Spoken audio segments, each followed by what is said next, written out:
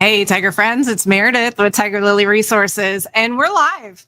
This is my first live, so welcome into Shine a Light, Light the Fire. This is our second annual awareness and fundraising event for Human Trafficking Awareness Month. And our live event was canceled, and now we moved it virtually. So this is quite a monumental moment for Tiger Lily Resources. So we are going to jump right in, and this can definitely be seen again on replay. Should you come in late, should you miss it, if you're sharing it to people, if they're not logged in yet, they can jump in soon and see the rest of the play out, or they can watch it on replay.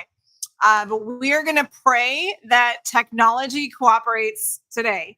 So far through the run-throughs, everything has been good, but sometimes when you're in the middle of things, technology doesn't like to be your friend. So I'm going to ask for grace in that. And we're going to jump in and get started. So like I mentioned, this is our second annual Shine a Light, Light the Fire awareness and fundraising event for Tiger Lily Resources. When we were planning to go live, we were going to open up the event with prayer and worship with a local worship team here from the St. Louis area. The Worship Shed. I came across them a few years back unexpectedly. I was able to catch a worship night. I was driving past the location that they were hosting it at, and I was like, you know what? I'm just going to go in and check it out. And this group of young adults is absolutely dynamic. They just have the grace of God on their vocals. And I want to open this night up in worship, up in praise, up in prayer, and give this to the Lord, give this time to Him. So press in and give the Lord your yes in this moment, and open your hearts to everything that's going to come. There's going to be some challenging things that you're going to see, and we're going to need the Lord to help us navigate through this. So ladies and gentlemen, I would like to bring in to the stage the Worship Shed.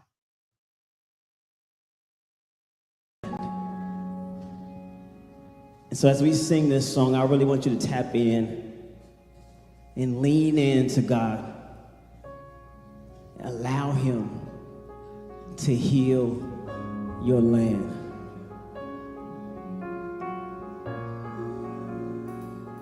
So come on, open up yourselves to it right now. Open yourselves up to it right now. Open yourselves up to the healing of the Lord. So if you can worship, be vulnerable with Him, and even tell Him those things that you need Him to heal. God, my marriage is heal it, Lord. God, my relationships, heal it, Lord. God, that loneliness, God, heal it, Lord. The frustration, Lord, heal it, Lord. I feel like I've been living in poverty, Lord, heal it, Lord, heal it.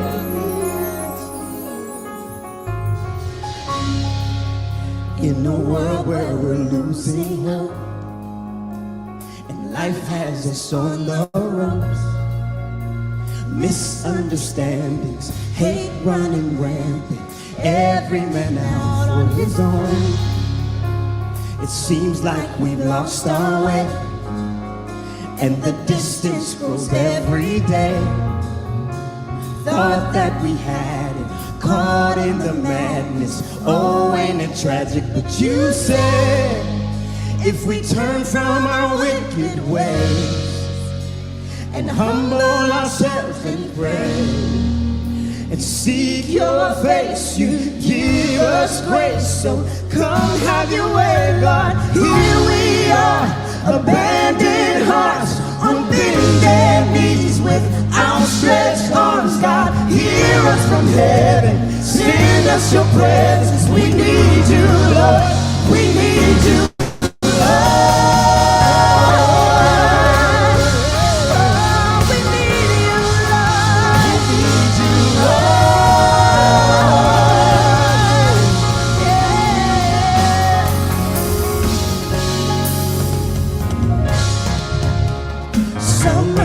spring may pass, but winter and fall won't last.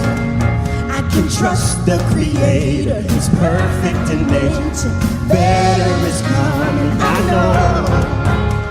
And just like the rising sun, my faith is rising up.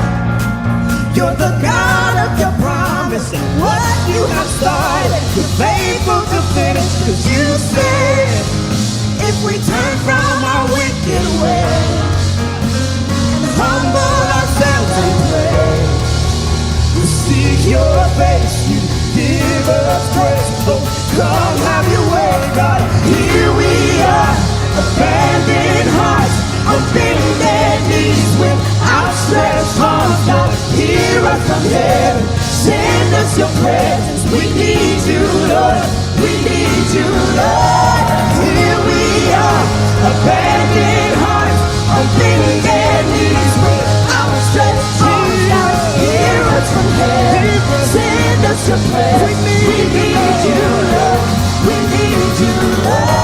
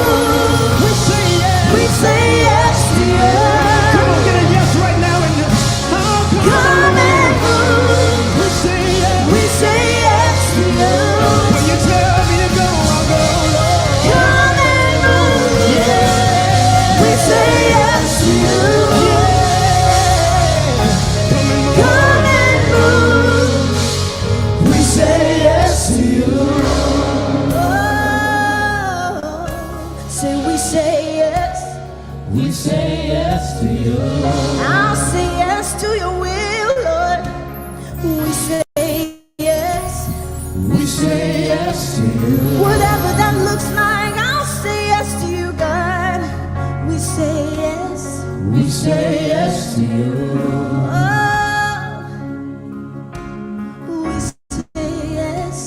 We say yes to you. So come and have your way, God.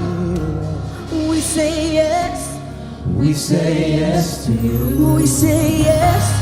We say yes to you. We say yes. We say yes to I'll say yes to your will. We say yes to And your way I'll obey.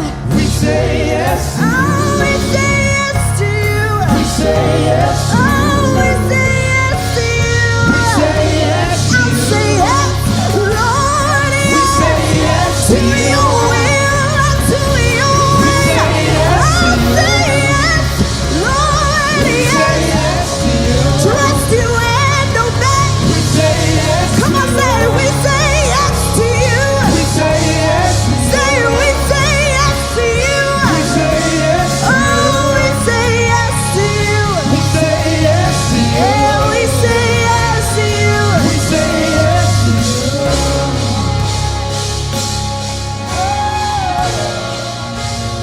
We say yes to you. Holy Spirit, you are. We say yes to you. Holy Spirit, you are welcome. Fill the room, fill the room, fill. We say yes to you. Holy Spirit, you are welcome. We say yes to you. Fill the room, fill the room, fill the room. We say yes to you. Holy Spirit, you are welcome. Yeah, fill the room, fill the room, fill the room, fill the room. Holy Spirit, oh God, you're welcome. Hey, fill the room, fill the room, fill the room, fill the room, fill the room. Come in, Jesus, fill the room. Like a mighty rushing wind blow. Fill the room. Like a mighty rushing wind blow. Fill the room. We will wait till you say yes. Fill the room. And we will move till you say yes. Fill the room. Come fill this place. Fill the room. So there's no more room for hate. Fill the room. There's no more room for fear. There's no more room for doubt, God. When you feel the room, when you feel the room,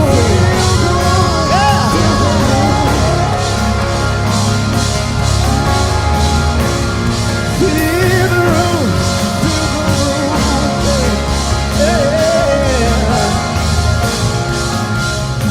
Come on, real quick. There's a few of us in this room that needs to give God a yes in a situation. Some of us are holding back. There's some things hindering us. He said, I need your yes. I want your yes tonight. I want your yes tonight. Whatever you've been holding back, I want your yes. There's some areas in our life, some dark places in our life that we don't want anybody to see, but God knows.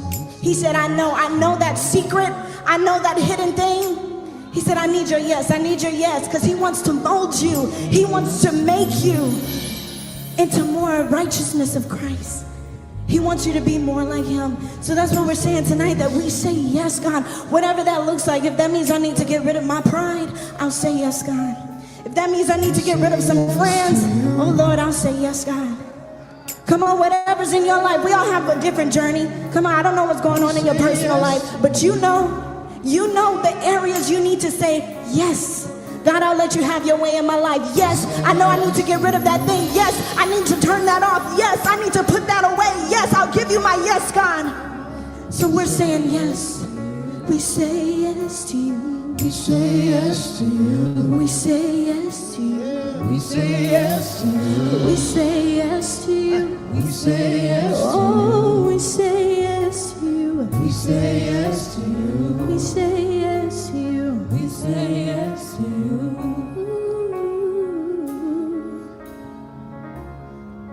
Oh, we say yes. I'll say yes to you, Jesus.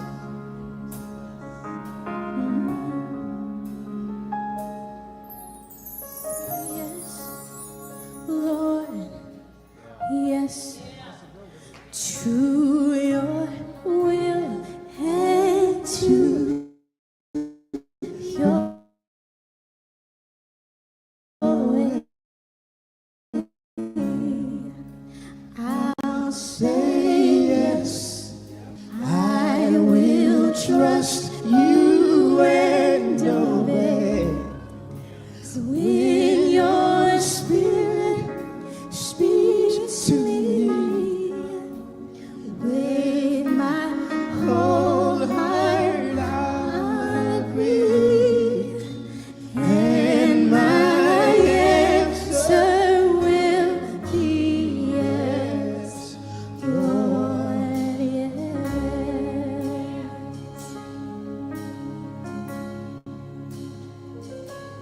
I'll say yes to your will and your way. I'll obey.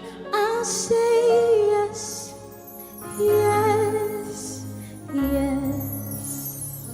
Through the storm and the rain, through sickness and pain, I'll say yes, yes, yes. If we could just take a moment, marinate on that yes, yes.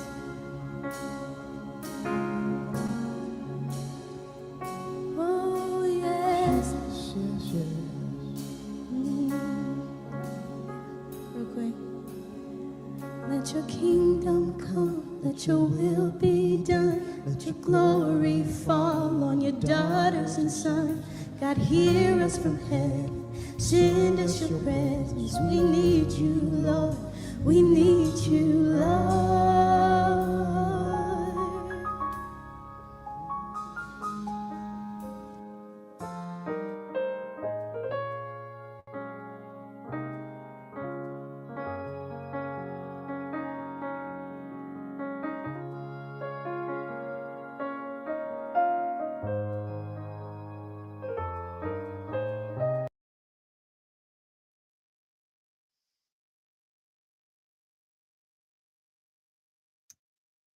Ooh, wow. I was trying my best to hold it in.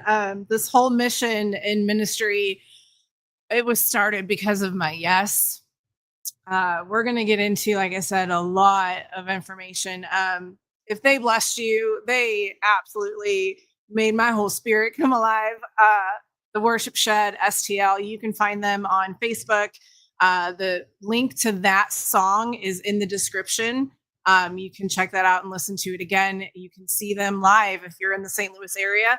And if you're not in the St. Louis area and you want to see them live and you want to invite them out to wherever you are, I'm sure they would come. So yeah, that was the Worship Shed. So, all right, we're going to get into the night. So our journey together tonight, we're going to cover a lot of ground. We are going to talk about what human trafficking looks like in America.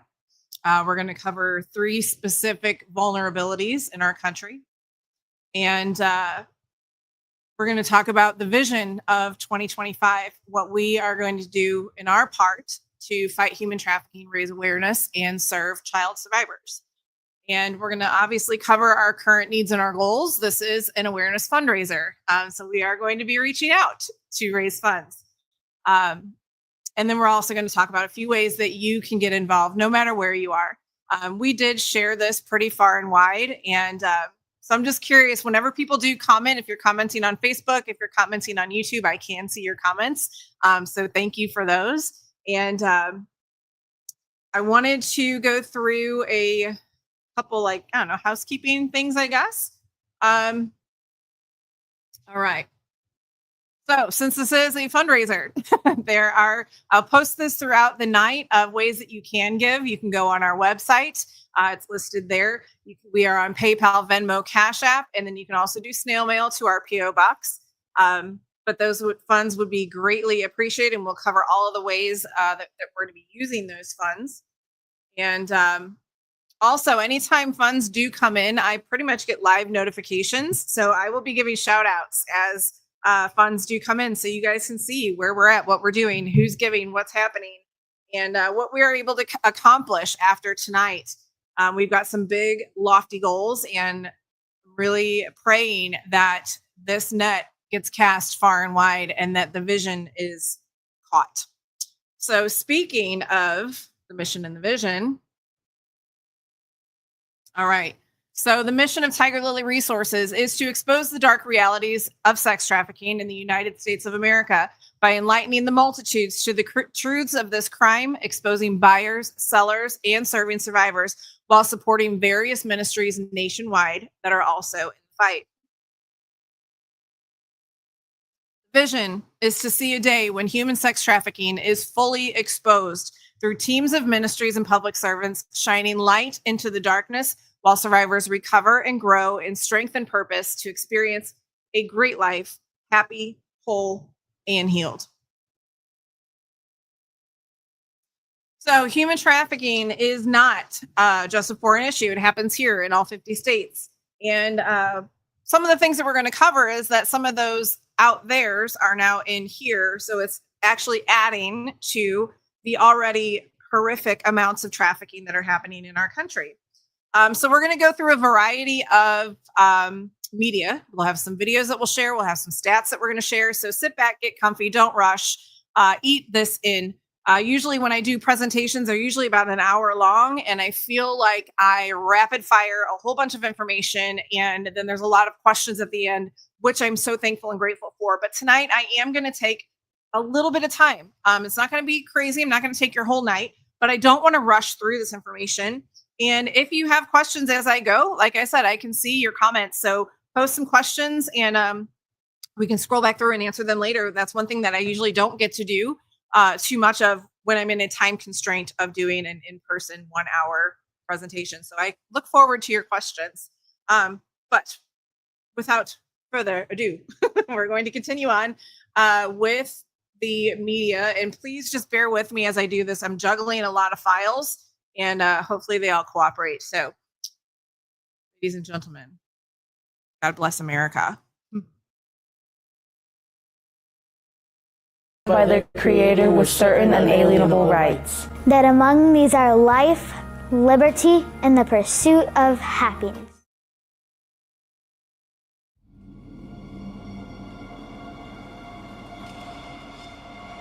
Oh, say, can you see? This is an amazing story of survival, and one that allows us to see just how easily a young girl can become a victim of human trafficking. Simone Miller was only 16 when she was kidnapped and trafficked by a man she had just met. He was just like, I'm a pimp, and you're my hoe, and I'm going to take you somewhere. You're going to be given instructions on what to do, and running is not an option. She just said, tell me what you see, Simone. I said, I'm like looking out the window of this hotel. I said, I see like a 7-Eleven.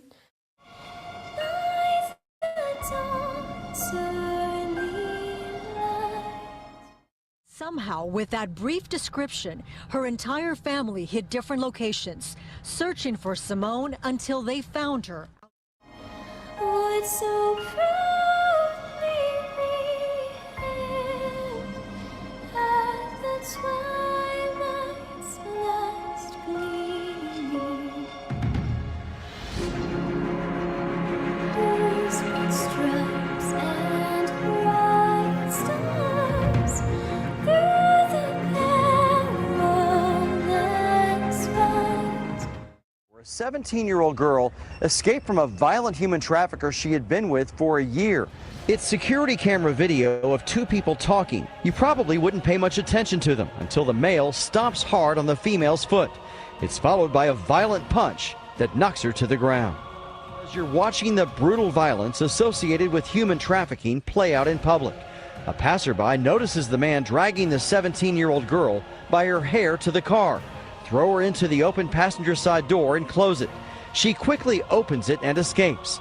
By that time, several witnesses were ready to intervene, and the man speeds off by himself.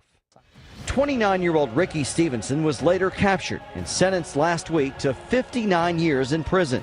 Willis says that's a message to traffickers like this one, who flaunt being a pimp on social media, force their victims to get loyalty tattoos, as well as threaten them if they try to leave.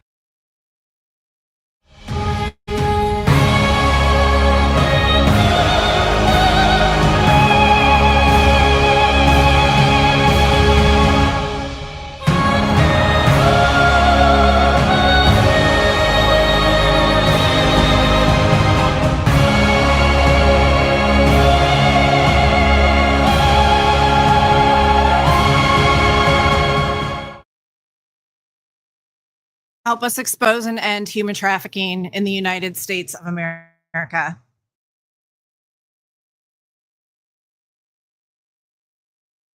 So, how many of you think that sex trafficking happens like this?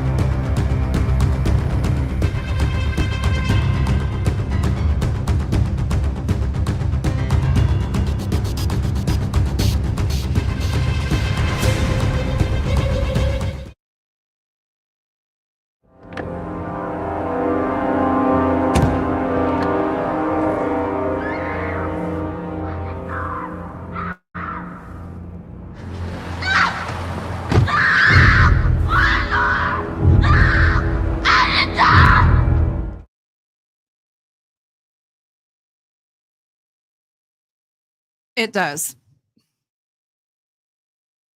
But in America, that's not the only way that it happens. So, like I mentioned, we're going to cover a few spots of vulnerability that happen here in our country. A lot of things that we're going to talk about, some people really don't believe, and they definitely don't like to talk about them. So, just be ready. Just know that this is going to be some heavy content tonight. This isn't the happy-go-lucky fun gathering. So I do want to acknowledge Shannon from Glen Carbon. There's 11 in their group watching. So thank you guys so much for taking the time out of your night to join in and listen to this incredibly important information. And just by you sitting and listening, you're actually taking action. Once you know this, you can't unknow it, and your hearts are just moved to do something. So get ready. We're going to cover some pretty heavy stuff. So let's talk about the elephant in the room first. Unaccompanied migrant children. Yes, it is a thing. No, it is not a political thing. Yes, it is an America thing. There have been over 500,000 children in 4 years who have come across our borders and who are now lost. They have been unaccounted for since they arrived here. And I'm going to share just a few video clips that's going to explain this a little bit. Again, all of these videos that I have in here, they are itemized in the description section, so you can see the entire video that I'm going to show. So this first one is going to be from the Committee on Homeland Security that was held just, 2 months ago? Actually, 2 months ago today it was held. And here is a clip from that period of time. I think America, we should ask ourselves, well, why are so many children arriving at the border alone and afraid, sometimes in the hands of an unconfirmed relative with no apparent indications of family connection? These children show up with arbitrary phone numbers and addresses scribbled on their arms as if they're like packaging arriving at someone's warehouse or doorstep. Some children arrive at the border, appear to be drugged, preventing law enforcement authorities from properly questioning them about those they're traveling with. This is outrageous. The purpose of this hearing is to put some hard facts on the table so that we can work together on both sides of the aisle and address actual solutions. We witness these horrors that are happening, and there's nothing humanitarian about enabling criminal cartels to exploit, abuse, and profit from vulnerable children. Health and Human Services reportedly lost contact with more than 85,000 unaccompanied children between 2021 and 2023. Now think about that. It's the size of major cities in America. 85,000 children that are stated and known to be lost. And this was a year and a half ago. We are appalled that our government has neglected its primary duty to protect the safety and well-being of those children placed in our care. It's entirely unacceptable that the current administration has allowed human traffickers to take advantage of this ongoing border crisis. We have a responsibility to our nation to fight against the human trafficking horrors and to find and rescue the children that are currently missing. Of months of filming, interviewing, and then editing this documentary, I state without reservation that the United States federal government is the world's largest child sex trafficking organization in modern history. The probability that thousands of these UACs are being raped at this very moment is 100%.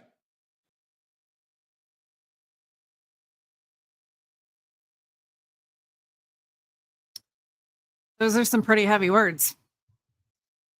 And that's reality. I've actually had several friends who have been down at the border doing humanitarian work. Some have gone down for medical, some have gone down for mission outreach, and they have seen an astronomical amount of proof of children, the remnants of children, whether it's shoes or pants or underwear or armbands.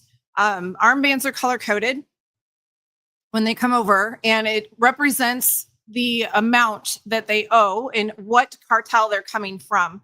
And they're ripped off when they get here because then they're already organized. So there's these armbands all over down at the border.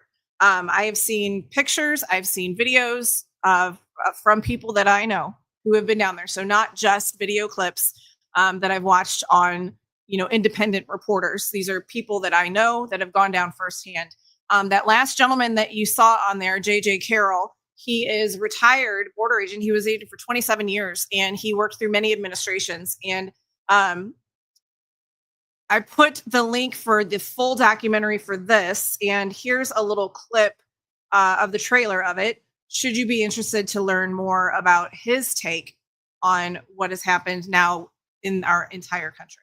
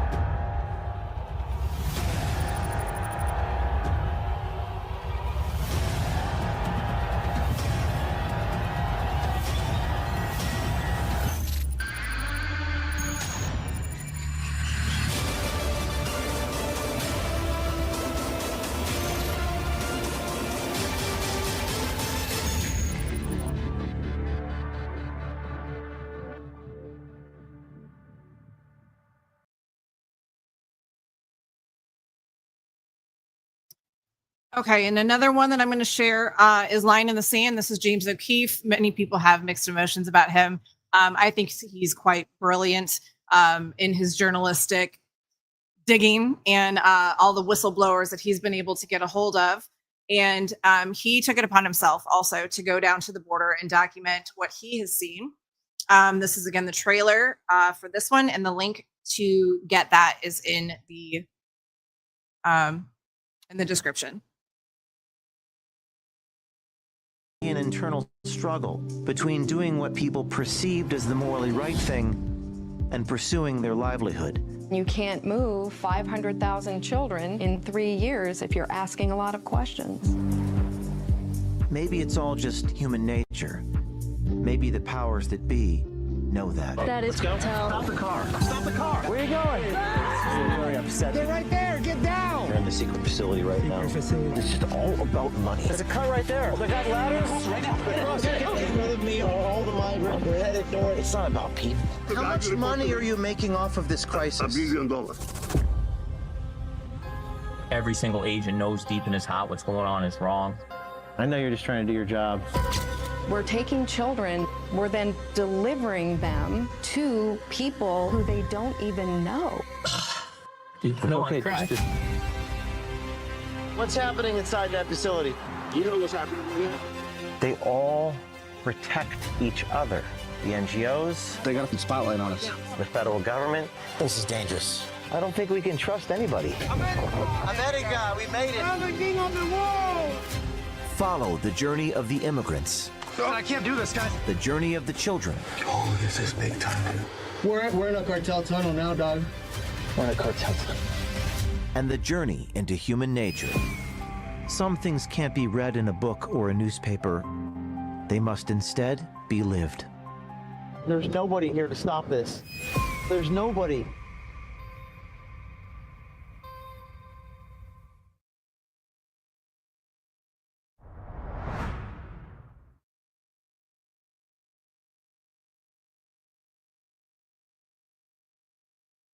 Okay, so both of those documentaries just came out in September and October last year. So they're very recent. I highly recommend checking them out. They're quite eye-opening. And again, once you know, you cannot unknow. I have one more clip that I want to share. And then I'm going to tell a little backstory of why this part is very important in my heart anyway. Their official sponsor. Without you, they can't stay. And one of these 6 sponsors, not all of them, but many of these are going to be predators and sick people. What are they going to do to these people who are trying to stay in this country? It's a huge human trafficking issue. I guarantee you. And by human trafficking, is it mostly for prostitution? Prostitution or forced labor, mainly those two things.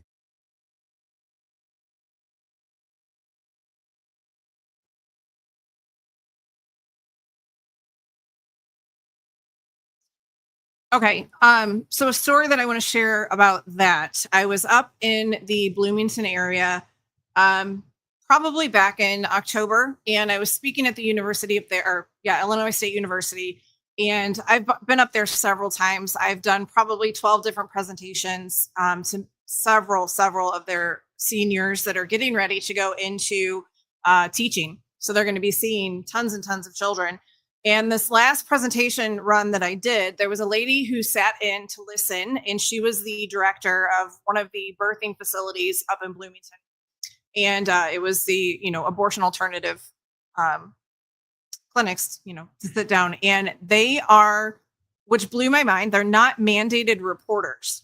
That was very shocking to me, because I know if you come across somebody who, vocalizes anything about self-harm or suicide or being in danger or things like that, and you're in that setting, you have to report it. And this one is not mandated reporters.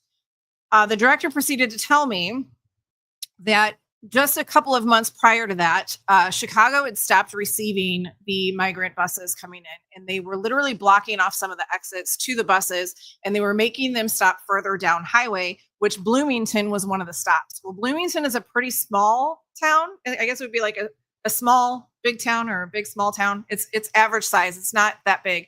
But if they're going to be one of the receiving spots, they're going to quickly get overwhelmed by the influx of people, just people in general. Not even mentioning the people that have need, that aren't from here, that don't speak English as a first language. There's just so many complexities that go with that. And at her birthing center, she gave a story of a young girl who came in who was probably 16, clearly not from here. English was not her first language. I don't even think she spoke English. And she was needing some assistance. And what she was looking for wasn't what they offered. The word got out that they would offer financial assistance. In some circumstances, they do with the mothers and helping them, birth their babies.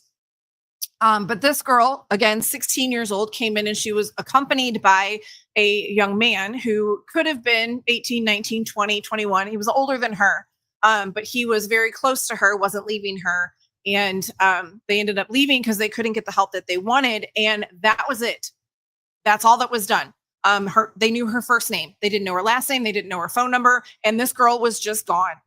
So why was a 16-year-old girl, clearly not from there, just able to walk away, no questions asked? That broke my heart. And I just know that we are going to be walking into a time of exposure, of recovering, receiving. And my prayer is that we can actually be a touch point for any of those children that are discovered and are able to return to their families. Most of them, like I said, they are brought up here unaccompanied. They are brought up here on a ransom, or say there's a fee to be paid, and they were basically duped. The families were had, and now their children are lost up here to the wolves.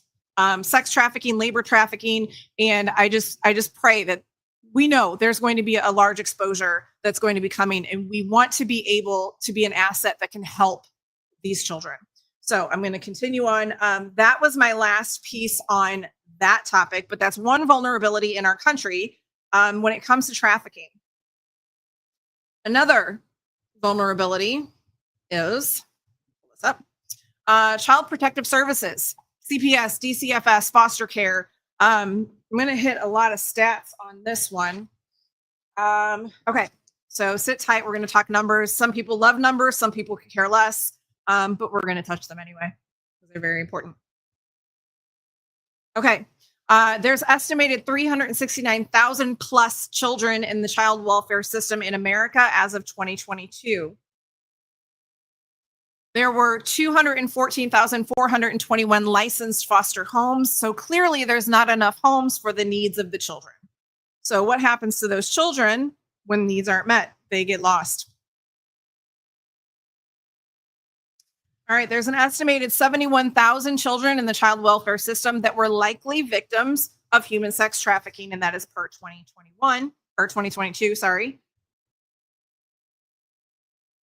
And that is enough to fill the Atlanta Falcons stadium to the brim. They have a seating capacity of 71,000 people that would go and watch a wonderful, fun football game. Imagine that whole stadium being full of children that are not in wonderful situations. An average of 20,000 children go missing every year from CPS.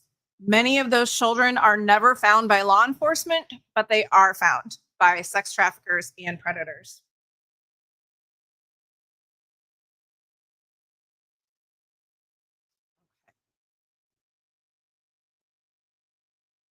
In that environment. Did DCFS drop?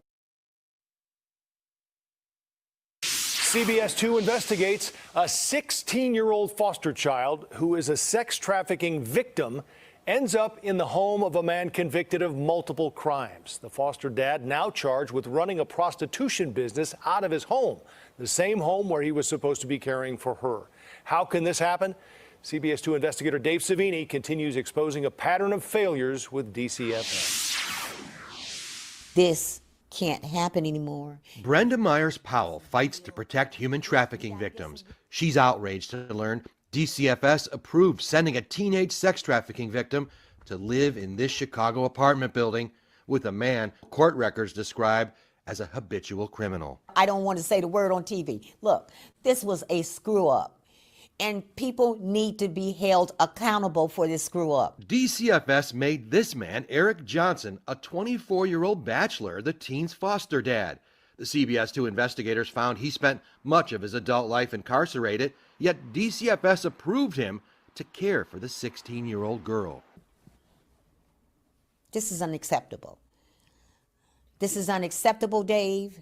This needs to be handled. Brenda is a member of the United States Advisory Council on Human Trafficking. She wants to know why DCFS failed to see all of the glaring red flags. We found court records showing he has 2 robbery convictions, a 3rd conviction for a federal gun charge, along with a domestic battery arrest for beating another teenage female. Somebody looked at this guy's background and still gave him the child. And that was a huge mistake. This needs to be fixed. We can't keep losing children like this. In court, DCFS described how it gave Johnson custody of the girl in what is called a fictive kin placement. The fictive kin program allows friends of the child's family to apply to be foster parents. DCFS approved Johnson as a fictive kin foster parent in 2022, while still under a federal supervised release program for one of his convictions. These kind of mistakes are life and death for our children. What does that say when they gave this 16-year-old to this man, despite his record and despite his age? This was a bad placement. This was a bad placement. It should have been thought out more carefully for the safety of this young lady. When it comes to trafficking and abuse victims, DCFS has a pattern of failing to find them critical care facilities. In the case of the 16-year-old, DCFS's own hired psychologist said the teen needed a secure residential treatment facility sex trafficking program. Instead, they placed her with Johnson. The victim here is the girl who's been put in this position with this guy, which is horrible. Shortly after becoming the teen's foster dad, Johnson was arrested again. He's now accused of running an online prostitution business. Sex acts performed right in the living room of the same apartment. This young lady should be been in a facility where she could get the care that she needs, and this man should have never had access to her. Back in 2021. So I stopped that one short. There's a continuation story that there was an 8-year-old that was also placed in a pimp's custody and was basically trafficked out of the apartment that she was in and sold online. And she had made mention that that girl should have been in a type of a facility that was specified and specific for sex trafficking survivors. And yes, absolutely she should have been, but there's just not enough services. There's barely enough services for adult survivors. There's even less for children, just because it gets pretty intense, pretty involved when you are dealing with children. And everybody's go-to is DCFS, CPS, and they're one of the biggest contributors because they don't have the staff. They are not properly set up to even handle situations like this. And so the children just fall through the cracks. They run away. They get lured. The predators definitely look for them. They're able to access social media and things like that. And predators know what to look for. Last year, I did a presentation at Jersey County Courthouse with the CASA advocates. And CASA is basically guardian ad litems for children in the foster system. They would come and be representative or be eyes for the children to make sure that they're in a good place, to make sure that the foster home is fine, that the children are healthy and well taken care of. And I had probably about 25 of their volunteers. And I started the presentation, and that video was actually a video from that presentation. And I said to them, I was like, I really hope that the information that we're covering today, that it's repeat for you. I really hope this is a refresher. I hope you know this already. And none of them did. None of them knew anything. They didn't even have the terminology of human trafficking. They had no idea what to look for. And they are literally eyes on these children to be their voice, to be their step in should anything be wrong. They didn't even know what they were looking for. So there's just so many gaps in the system all the way around. Well-intentioned people to be there to love on these kids, but they don't have the right tools. They don't know what they're looking for, and they fall through the cracks. And here is another story from the Georgia area, because this is nationwide. This is not just Midwest. This is everywhere. So likely to be able to lure in. Kids who sometimes no one is trying to find. To me, of hundreds of children gone missing and some being sold for sex while in custody of Georgia's foster care system. And the findings just released after a year-long investigation by Senator John Ossoff's subcommittee on human rights. Now, while DFACS is pushing back against the report, 11 Live's Cody Alcorn went straight to an attorney who's represented children in DFACS custody who have been exploited. He's live now in Athens from the University of Georgia's Will Banks Child Endangerment and Sexual Exploitation Legal Clinic. Cody, what do we know here tonight? Well, Jennifer, that is known as CEASE for short, and Emma Hetherington is the clinic director. She also represents survivors, children who have been sexually abused inside the foster care system, and she testified to the senator's subcommittee. Emma Hetherington knows that children that we see within that foster care system are highly vulnerable. Broken before entering the system. The children sometimes that we represent have been exploited before coming into foster care. Their actions reflecting on past abuse. Having some behaviors that are the manifestations of that trauma, at that point, they might run away. Especially girls tend to run away more. And they're seeking love, they're seeking affection, they're seeking care. And traffickers know that these are the kids who are going to be the most vulnerable and most likely to be able to lure in. Kids who sometimes no one is trying to find. To me, this is an opportunity to say, yes, some things are broken here. Every single state has similar issues. Some better than others, we're better than others. None of that matters. What matters is that we know that there are gaps in our system. We know there are children that go missing. We know there are children who are trafficked, and no one is looking for them. The sad reality is that children in foster care, especially those who've been sexually abused, they sort of enter along what's known as the sexual abuse to prison pipeline.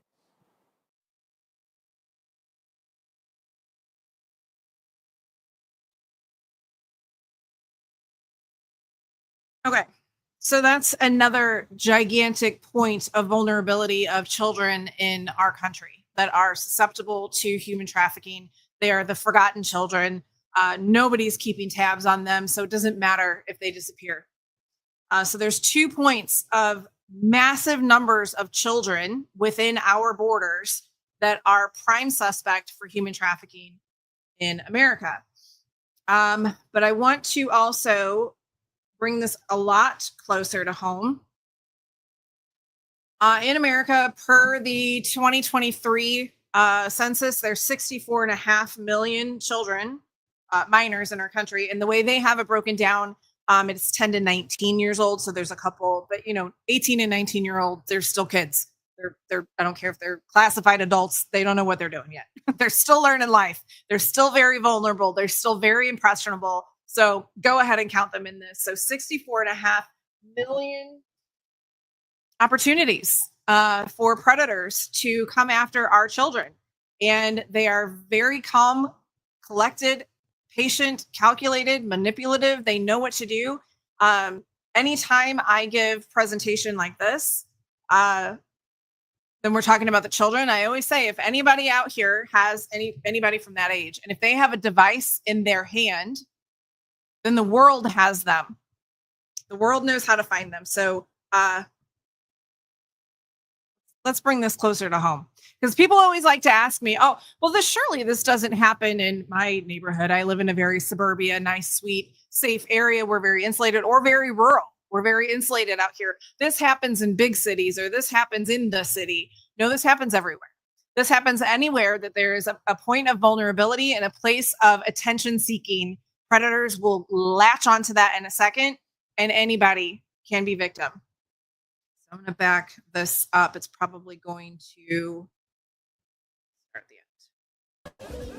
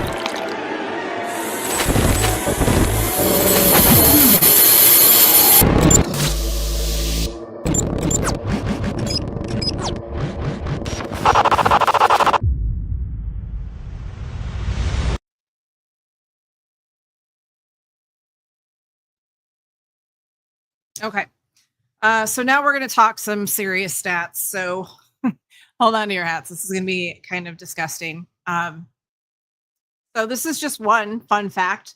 Online enticement has increased more than 300% between 21 and 23. And that's not surprising because that was the after effects of COVID.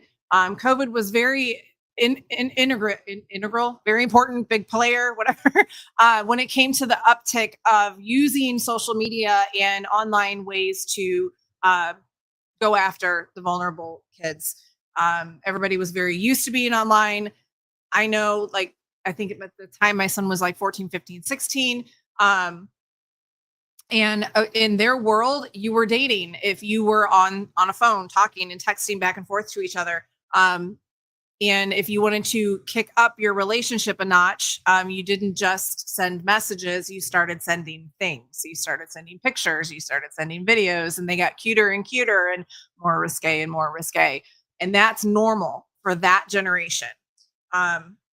And our society has just over sexualized everything that's normal to them. Being hypersexual is very normal. And we have to do our part as the wise ones in their lives to pour worth and value into them and not let social media continue to raise and mold the minds of our children.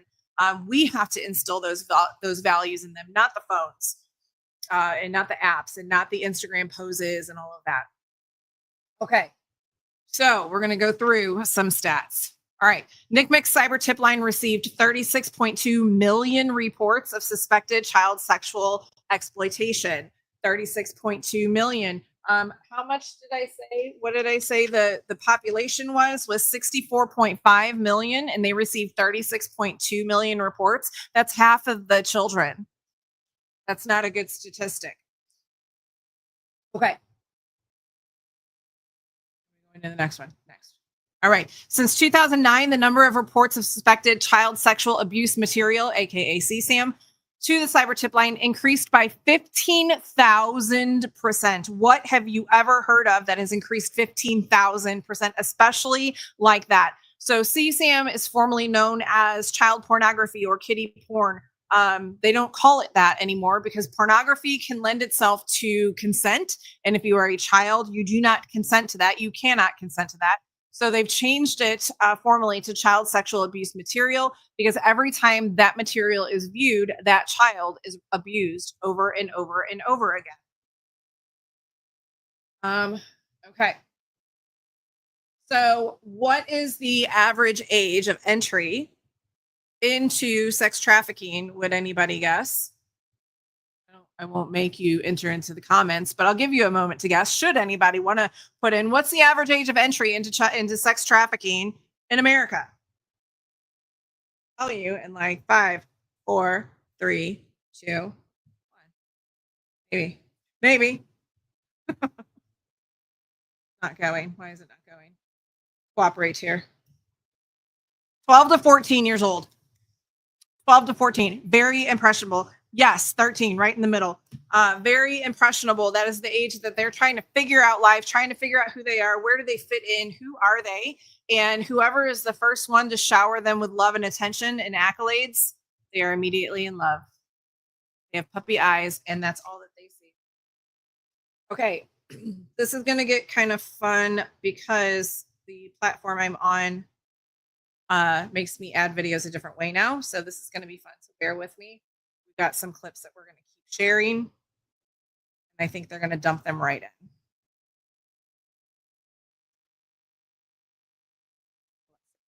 That's not what I wanted to do. Here we go.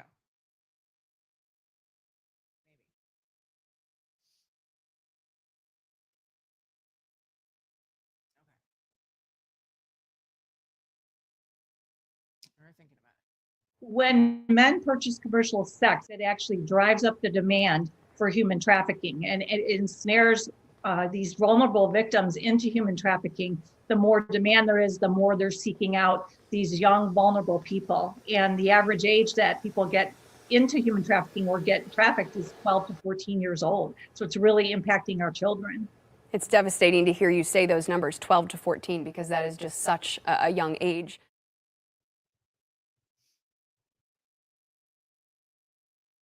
So I wanted to add the news clip that said that, so then it became real. It wasn't just me saying that it's 12 to 14. It was on the news, so it must be true. But that actually is true. Okay, so a few online stats to share. This is the part that gets pretty crazy. So I'm going to leave these up on the screen and I will read them as well. And you can read them along with me. All right. Nick Mick's cyber tip line again received 36.2 million reports of suspected child sexual exploitation. That was reported in January of 2024. Online enticement increased more than 300% between 2021 and 2023. The number of CSAM, child sexual abuse material producers, sentenced increased 422% between 2005 and 2019. Since 2009, the number of reports of suspected CSAM to the cyber tip line again increased 15,000%. 98% of CSAM reports involved children under 13 years old, 30% of which involved children under 10, including infants and toddlers. The United States remains number 2 in hosting child sexual abuse URLs. The Netherlands is 77%, they host 77%, and the United States hosts 5. So I want to bring that to your attention also. The Netherlands hosts 77% of all URLs that host child sexual abuse material of Americans abusing American children hosted in another country to be accessed by Americans because we don't allow it. So they have to find loopholes to go to another country. So we're number 5. There's still some that are straggling around. And then under that, I think 2% is between Russia, Spain, and another one I don't remember off the top of my head. But I don't know if any of you have ever heard of Backpage at all. Most people have heard of Craigslist. Backpage is like Craigslist. Craigslist is an online classification or classified. You can go on there and buy a TV, buy a car, buy a couch. Backpage was similar. Same thing. You could buy a TV, a car, a couch, whatever. But they also had an area that you could go on and you can get a person. And they hid it under the dating section, but it was not dating. Everybody knew exactly what it was. And you could go on there and there was posting after posting after posting after posting of people that you could pick from and communicate with, and whether it was the person directly or the pimp, and you could make an arrangement to go purchase this person and indulge. Well, back in 2018, I think it was, the federal government thought they were doing a really good thing and they patted themselves on the back and they were like, hey, we shut down Backpage. Yes, we did such a great thing. Yeah, that was all a stunt because it's not shut down. It's hosted in the Netherlands. And it's actually still very much alive and well. I'm not going to tell you the website, but those who want to know, they'll know. But it's very much still there. And as somebody lovingly put it one time, it was like, yeah, the federal government went down and shut down the biggest strip club, but there's still thousands of them out there.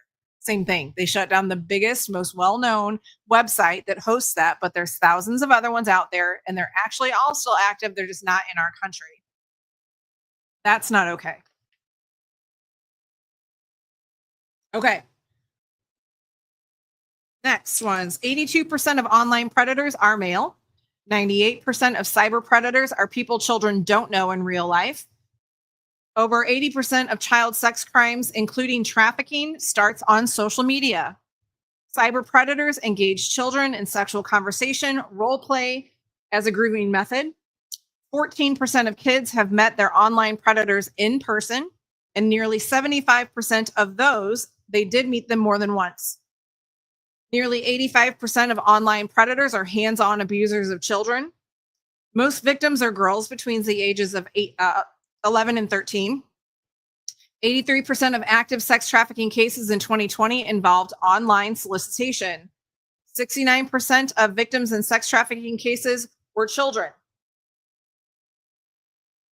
Okay. All right. So those are some fun facts. I hate those facts, but they're very real. And I have actually, I'm going to share a link with you in the bio as well. I have met someone who does excellent work. Let's get to the next slide. So yeah, most trafficking begins online. Literally every 30 seconds, somebody new becomes a victim of a predator. They're very patient and they're very manipulative. Okay, so I'm going to share. So this guy right here, his name is Sean Hunter. I'm going to pull up a clip of his really quick if my thing will cooperate with me. Okay. So I saw him on Facebook. I don't even know how I saw his profile because he's not even from my area. We don't have mutual friends, and it wasn't a sponsored post. So I take that as that was the Lord wanting me to know who this guy was. So I started following him, and he's wonderful. He's one of the most aggressive predator hunters that I have seen in quite a long time. And I just want to share a little bit of a clip of an interview that I did with him. And you can also find the link to his page in the descriptions.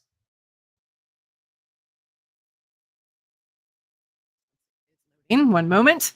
Excited to introduce you to a gentleman that I have been following on Facebook for quite a while now, who's doing some incredible work on the exposure side of predators in America coming after our children online. Sean Hunter, aka Map Hunter. For those of you who don't know, Map Hunter stands for Minor Attracted Person, pedophiles, trying to normalize pedophilia. My name is Sean Hunter. I run an online organization. Of course, it's called Map Hunter. This organization patrols the internet, making sure adults don't talk to children, children don't talk to adults. My decoying doesn't stop in my area. I will decoy anywhere on the planet, and if I can find somebody to catch a bad guy, I will. How long is it from the time that you create the profile to post that you get somebody in your inbox? Anywhere between 5 minutes to 45 minutes. I could have 15 men or women in my inbox. How long can it typically take before a conversation can go sideways? They always message me first, then they'll start engaging, and then they'll maybe get sexual. And that's when I'll start recording. Let me start doing what I do on this end, because they've gotten sexual and they know that I'm 15, 14, 13, 12, whatever. I posted a picture, said my age. 10 minutes later, I had somebody in my inbox. That first person was a female. It was too crazy for me, so I tried again, and I tried again, and a guy had contacted me and started talking, and a month and a half later, I had my first kid. In the 9 months that you have been hunting, how many conversations do you think that you've had in that time frame? I've had over 200 conversations. I report every single one of them to the tip line. What background or type of person do you typically see that comes across your conversation path? There's no background that's most engaged. There's just backgrounds that surprise me. I don't get surprised anymore. Pediatrician, teacher / substitute teacher, transportation manager at an electrician. Out of all of the platforms that are out there, social media, are there any other apps that parents should be aware of that they need to be mindful of their kids being on? All of them. There's no app that's safe. I just have a feeling that this is something that you could do for the rest of your life. Definitely. I could do this for the rest of my life. I got to protect them for as long as I can breathe. What is one dire message that you would like to get out to parents and just the general population based on your experiences? Stop feeling so comfortable with people dealing with your children. Be involved with that. It's everywhere. You need to know that and be vigilant. Please let everybody know, where can they go to find you? Facebook, Instagram, Rumble, Locals, Clapper, TikTok, X, and I'm on Discord. And I run a separate thing on Gilded. Same subject, separate. And Tiger friends, make sure that you follow him and stay up on all of the exposure that he is bringing to predators in America to our children. So Sean, thank you so much for taking the time to share this information with our followers. It really means so much. Thank you for having me. Yeah, he's pretty incredible. He puts some of his catches online. He'll record them. He's facilitated in making arrests happen.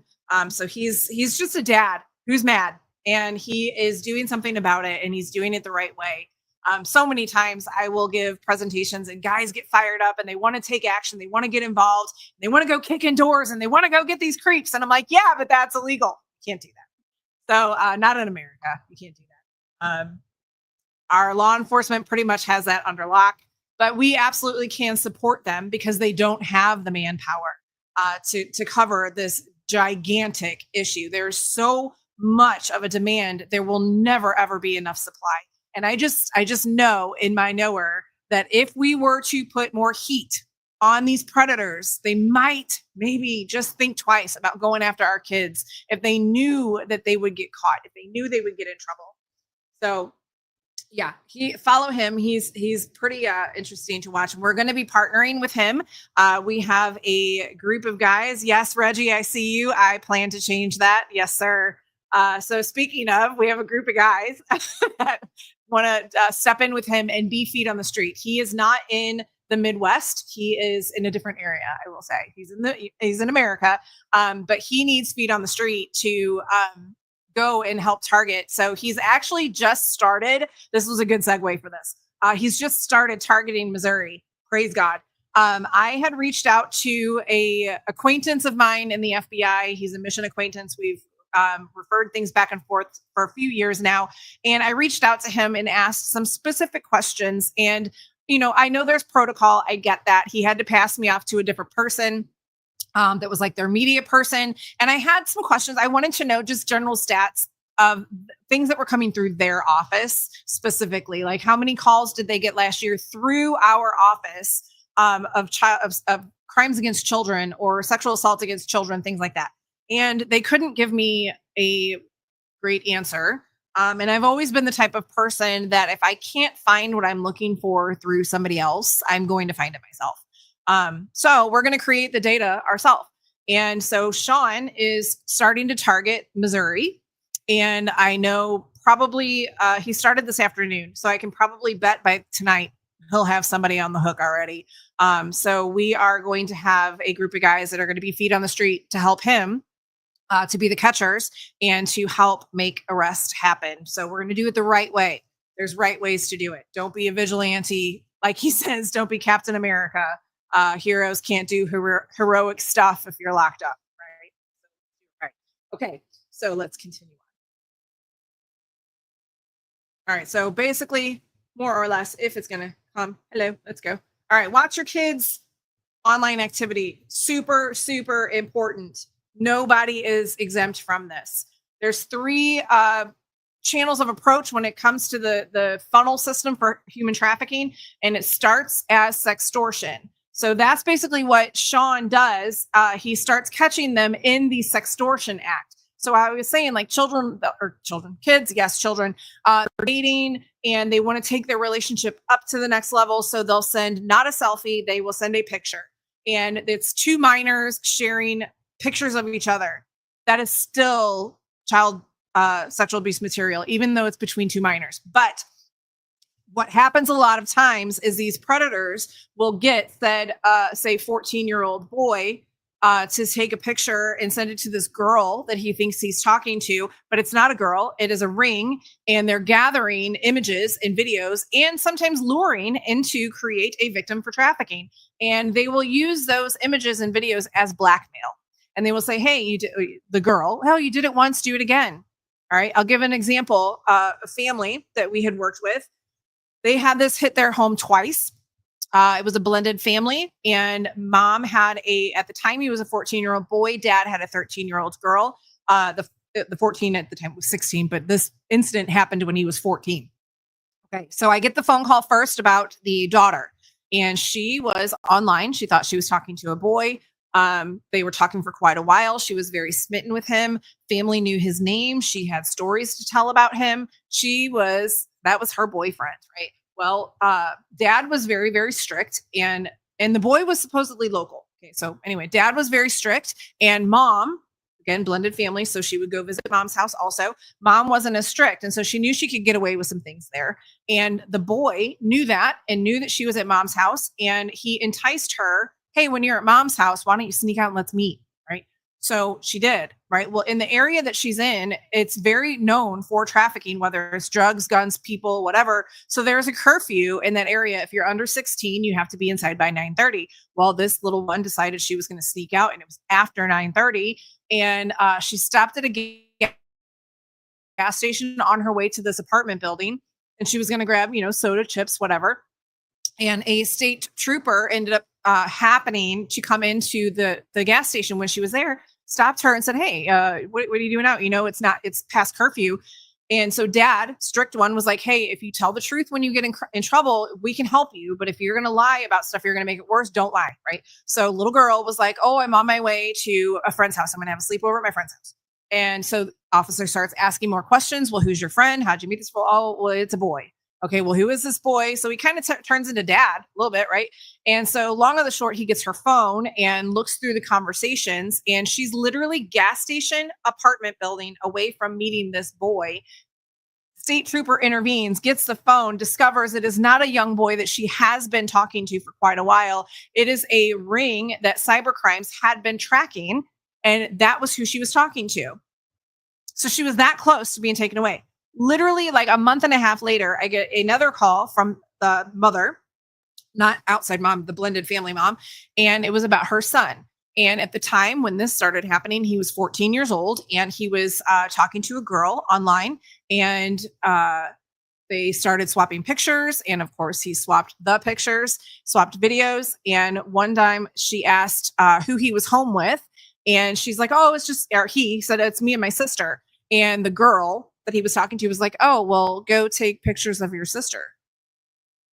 And he was like, "Excuse me, what? What?" I no. So red flags, bells and whistles go up, and he's like, "Yeah, I don't think we should talk anymore." And he was going to block her. And she sent him a screenshot of his friends list and said, "If you don't send me more, all of your friends on your list are going to get all the pictures and videos that you've already sent me." Okay. This was when he was 14 years old.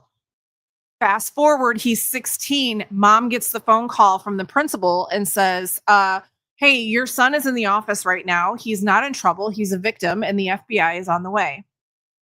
Wouldn't you like to have that call? I would not. So she calls me in a panic, and she doesn't know, how do you navigate that? So I talked her through some things. And so that also was found out that was obviously not a girl, but it was another ring that was gathering CSAM. And they were using it as blackmail, and then they will sell it, and they will make a lot of money on it. So that is a live example of sextortion. So sextortion is the act of threatening to share nude or explicit images. Sextortion employs non-physical forms of coercion to extort sexual favors from victims. That is how they build their libraries, is through blackmail. Okay, then it turns into the CSAM. So now they're collecting the visuals, the images and the videos, any visual depiction of sexually explicit conduct involving a person less than 18 years old. Now, sometimes it stops at that, but oftentimes it will go further because, like the stat said, a lot of the kids, they will go meet their predators, and sometimes they'll meet them more than once. So again, that's blackmail. It's like, okay, this 15-year-old girl, she sneaks out of the house, she goes sees this guy, he pimps her out. Now she's raped and all of it. And she's like, "Oh my God, if my family ever knew this, they would outcast me. I'd be the black sheep." So there's so much shame and guilt, and it just goes deeper and deeper and deeper. And it turns into child trafficking. Okay, so child trafficking is the recruiting, enticing, harboring, transporting, providing, obtaining, advertising, maintaining, patronizing, or soliciting of a person under 18 years, knowing or recklessly disregarding that the person is a minor and that the person will be caused to engage in a commercial sexual act. So trafficking, if you are under 18, it's trafficking, no questions asked. If you're over 18, it's force, fraud, or coercion, manipulation. One of those three is not all three, and it has to be proven. So that is the chain of events from social media, from not watching your kids' activity online and not knowing who they're talking to. And honestly, no app is safe. If the kids are on Roblox, if they're on Minecraft, if they're on anything that has any type of a chat room in it, predators are there. Just know that. So be a helicopter parent. It's okay to do that. Keep our kids safe. The enemy is relentless when it's coming to our kids, and it's getting It's just been bad. And this evil, it cannot have our kids. Okay. So let's see where we're at next. Okay. So yeah. Crime of the most vulnerable. So who are potential victims? Okay, we just covered a whole lot of ground between the unaccompanied minors, the children in foster care, any minor in the country, any of them, right? But here are some kind of telltale signs of if you connect the dots, it could be plausible that somebody in poverty, if they're a runaway, they're in the foster system, they're homeless, they've suffered physical abuse, sexual abuse, drug addiction. But honestly, it's anyone. It is anyone of any age from anywhere. It doesn't matter. Predators know what to look for. They know how to find them and they can change them in a minute. There was a post from a pimp. He's no longer a pimp. He's been saved, gave his life to the Lord. And he was telling his stories of how he would do it, who he would look for. And he said, if she's got a heartbeat, I can change her in a minute. Nobody's exempt. So it's definitely the crime of the most vulnerable. And it is said to be a multi-billion-dollar a year industry, and it has to be. They say that it is second fastest growing crime behind the trafficking of guns and drugs. And I can't believe that because you can sell a gun or a drug one time and it's gone, but you can sell a person over and over and over again. And most of the time, the guns and the drugs and the people are all being sold together. So when you have repeat sales of a person, it has to be the highest crime, has to be by pure numbers. And I will give an example of numbers, dollars, and cents and why it just doesn't make sense. Okay. So we worked with a girl who, she was trafficked for 8 months, and these girls, they love their pimps. Okay. They are so brainwashed. They're so manipulated. They are so trauma bonded that they love their person and they will do anything for them. Okay. So this girl called her pimp daddy, and daddy loved her. And she had a personal goal for daddy that she wanted to bring him $2,000 a day. And so in conversation, I asked, what would you have to do to get that $2,000 a day?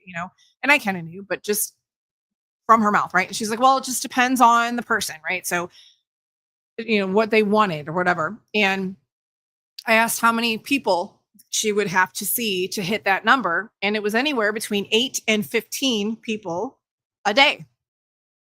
Okay, now 8 months. She never took a day off. Okay, so we did the math on that on the low end. If it was 8 people every day. Now, at the time that this girl was being trafficked, she was 17 and 18 years old. In that 8 month time frame, she serviced 1,920 clients.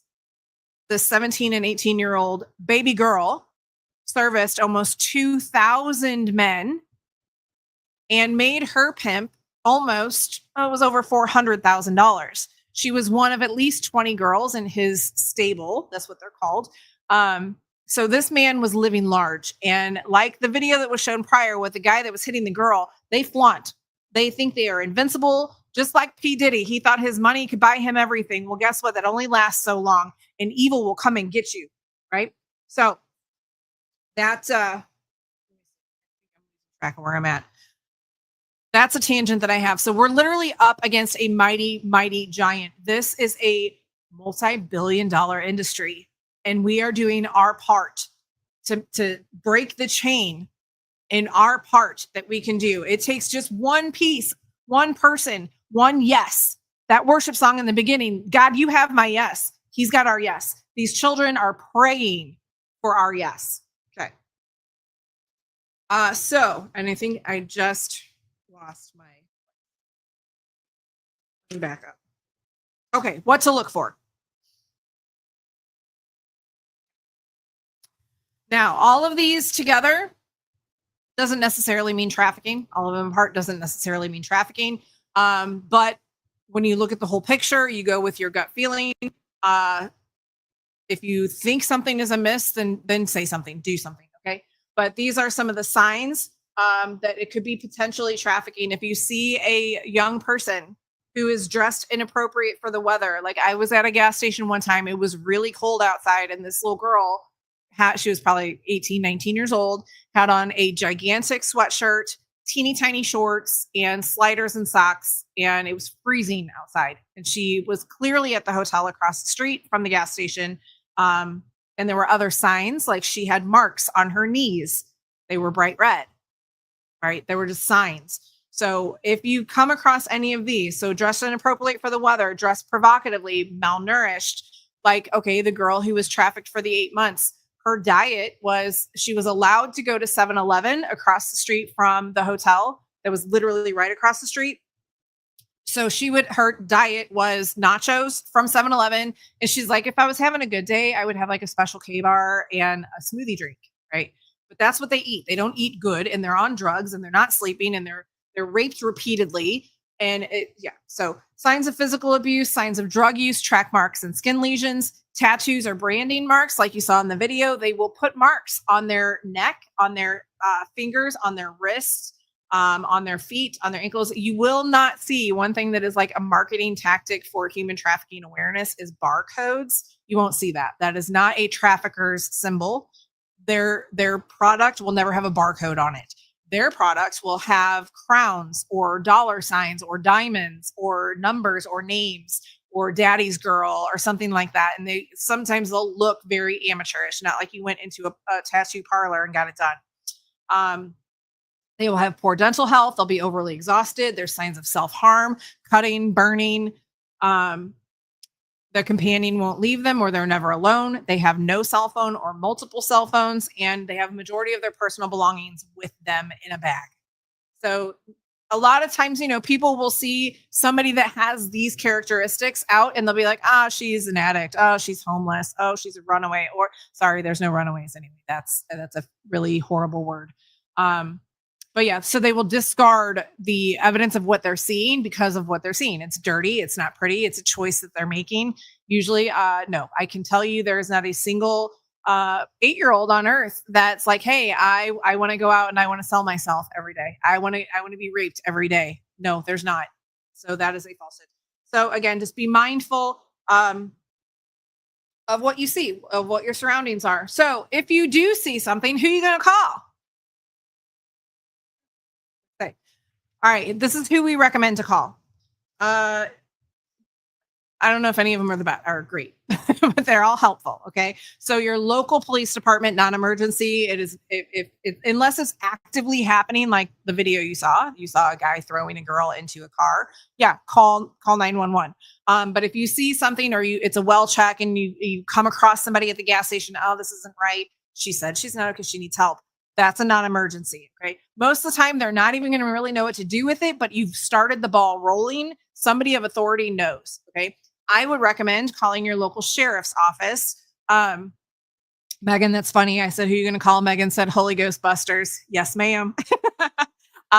Okay, so call your local sheriff's office. They are a little bit more vetted, invested in the community, in my experience. State Highway Patrol, they are usually really well versed in this. Again, it would be a report. It wouldn't be a call of like, oh, it's an emergency, unless it was. And honestly, you could call 1-800-CALL-FBI. I know people have their reservations about FBI, rightfully so. But a lot of times you can come across some champions. And I actually did call that 1-800-CALL-FBI number to see how it worked. And if you see in the big red highlighted letters, it says, do not call the human trafficking hotline. I cannot stress that enough. I cannot stand when I hear other organizations that are in the fight against human trafficking that promote the human trafficking hotline, because that means they're not doing their homework. Okay. So the human trafficking hotline is like the biggest, most well-known anti-trafficking organization out there by dollar and by marketing, not by action. I have my own personal experiences that I've called them directly with survivors and needing information. And yes, Megan said me too. I've called 3 times to report trafficking. Little note that a lot of people don't know, Human Trafficking Hotline no longer reports trafficking instances to authorities unless it is a victim that is calling themselves. I am sorry, but a victim usually does not know that they're being trafficked, and they don't know the human trafficking hotline number. So they're probably not calling the human trafficking hotline. So that means people, general population who do know what they're looking for, when they do call into the hotline, that's not being reported anymore. So states are actually taking it into their own hands to create their own trafficking hotlines. Florida has done that recently because of this. So the 1-800 call FBI, you will actually get a person on the line who is a dispatcher, basically. They will take a lot of information from you. They will ask a lot of questions. It's actually very helpful. And you can ask, like, hey, what field office is this going to? And I think there's 51 or 52 field offices in the country. So it'll go to whatever is closest to where you are. I would recommend that. I would say of all of them, Sheriff, Highway Patrol, then FBI. Okay. So that's who you can call. I just lost all of my papers. I'm getting a little heated. Okay. So please note that. Do not call the human trafficking. Oh, also about the human trafficking hotline on my website, TigerLilyResources.org. It's been scrolling through all night long. We have a media page that has several of the traffic stop episodes, and there is 4 videos that I put on there. They're on like the very like page 4 because it was like one of the first ones that I did. A discovery of when I discovered I will never ever refer the human trafficking hotline again. Highly recommend checking those out. I'm a big proponent of follow the money, and I did my homework and I followed the money, and I will never use them again. And obviously I'm on the right path because I did those videos back in like 22, I think it was. And I just got a notification of basically bullying was kind of, I violated a community standard because I was bullying something about the human trafficking hotline. Go watch for yourself. See if I'm bullying. I believe the title line is CGI something, have we been betrayed? Look that one up. Okay. Alrighty. So again, this is a fundraiser. So we've just covered a whole bunch of information of what is human trafficking in America. I gave a whole lot of realities, and the reality is we're here to fight it. We are here to do our part to serve. So again, this is a fundraiser. Those are all the ways that you can give. We've got big goals, and we're about to cover those. So please get your cards ready. If you want to send a check in the snail mail, go ahead and do it. It's P.O. Box 315, Livingston, Illinois, 62058. But again, we get notifications. Let's see if I've had any so far. Oh, I do have a notification. Let's see what we got. This is from we got one notification. Wow. All right. We just got a beautiful $250 donation. Thank you. So yeah, lines are open. Go ahead. We're going to telethon this. Go ahead and get it in. So PayPal, Cash App, Venmo, online, or snail mail is how you can give. Okay. So moving on. If I can. It's not letting me. Okay. What are we doing about it? We're doing a lot. All right. So first off, we're celebrating 10 years of service. That's a pretty big achievement. We just celebrated 10 years this August 19th.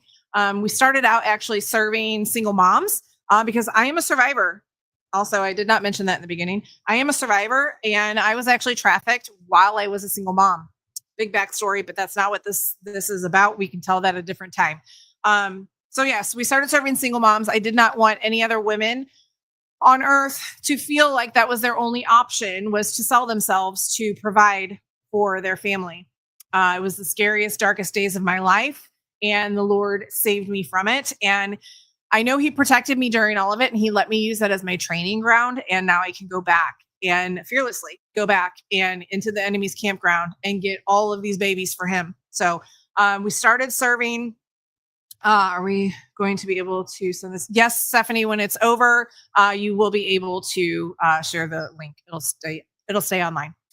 So anyway, so when we started serving single moms, and then the Lord busted my books wide open and reminded me of what actually my calling was, and is to serve trafficked survivors, because I was one of them, right? So we started helping adult victims because, like I said, if you're a minor and you're trafficked, automatically trafficking. As soon as you hit 18, you're no longer trafficked. You're now a prostitute, and you have to prove it by force, fraud, or coercion.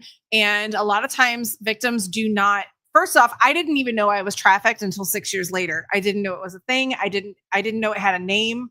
I thought it was my life. So most victims don't know they're victims.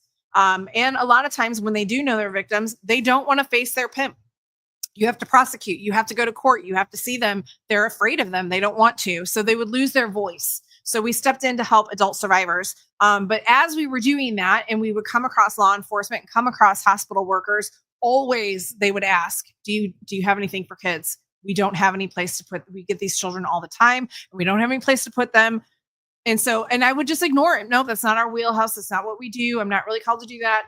And then October of 22, the Lord opened my books again, and he started whispering a soft whisper, prepare for the children. So we have been doing that. We have been preparing for the children. And this is now how we do what we do, how we serve, and why we're asking you to please consider giving into this mission. Okay. So awareness. All right. Presentations. This is an online presentation. I love to do them live. And actually, one of the girls that's going to be listed here and who's watching online right now, Megan, she has done presentations with us before as well. So we will travel. We will go and do presentations anywhere that you want them done at. If it's at your work, if it's at your church. A lot of these presentations here, actually, they are at works. They are at churches. I had a wonderful open door with Ameren Electric. They're our biggest electric company in our area anyway. I had an open door, and I've done probably 10 presentations with them with their safety, at their safety meetings and their linemen. So they are literally like bird's eye view in communities where people don't pay attention to them, but they can pay attention to everything. So being able to present, and it's all guys, like 30 to 40 guys in a room. So to get daddy hearts to come alive, oh, it is the most amazing thing. So presentations, call us and we'll get presentations on the books. We will come do that. Even if it's at your house, we'll come and sit in your living room and do an intimate gathering of like 5 to 20 people at your house. And we'll do it that way. So whatever works for you, we will gladly schedule something up. All right, next slide. Where are we at? Okay, traffic stop. You saw a little clip from it before. I started doing traffic stop in 2020, end of 2020, because I was very tired of like our voice. It was like we were screaming on mute and nobody knew what we were doing. And people had a very skewed idea of what human trafficking is in America. A lot of times it was that van abduction. Not to say that that doesn't happen. It does, but majority of the time it doesn't happen like that. So I really wanted the truths of human trafficking to get out. So I started Traffic Stop. Again, if I don't find information that I want, I'm going to create it. So we've created this. I'm going to see if I can pull up, if it'll let me, I think it should, the intro of the show. So what did I just do? Okay. So you can see, so you can see the vibe of the show. And we're always looking for new people to interview. I've interviewed FBI agents, actually the guy that I was just referring to.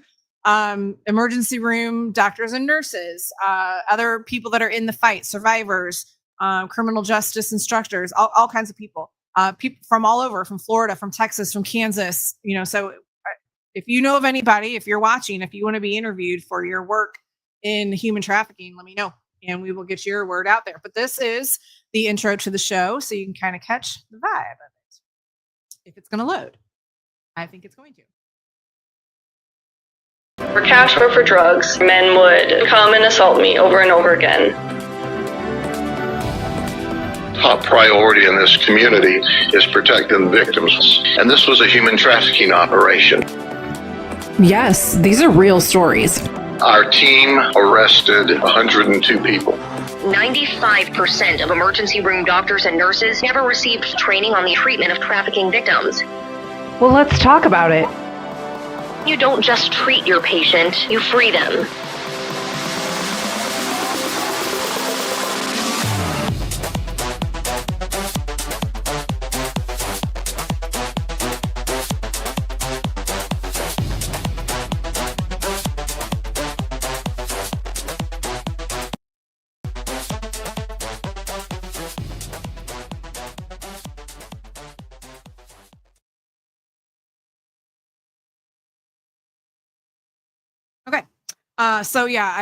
I'm actually really, really proud of that. There's several episodes that are on the website, like I mentioned, TigerLilyResources.org on the media page. You can check those out. And we're also, we're looking for show sponsors. Do you want to sponsor an episode with your business? Let me know. We'll get you on either a run of them or one of them or however you want. Also, we have our own coffee line, and that's also available on our website.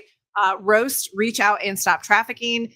We have an amazing roaster local to us in the Midwest, and he is to coffee roasting like a wine sommelier would be to wine. It is delicious. It is smooth, and I'm not just saying that because it's mine. It's really good. So if you're interested in that, you can get that online on our website as well. And continue. All right, service. How do we provide our services? Well, we have the Scarlet Line. That is our direct outreach. That is where we will be receiving referrals now, since we're dealing with children, from law enforcement, from medical, and from DCFS, CPS. We do have to be friends with them, but that's how we will have our direct line to them, and it's their line to redemption. And Heaven's Home. That was previously the House of Rahab. That's where we served adult survivors, but now we are transitioning to serve children. Same model. It is a short-term emergency placement host home for minor survivors of human sex trafficking.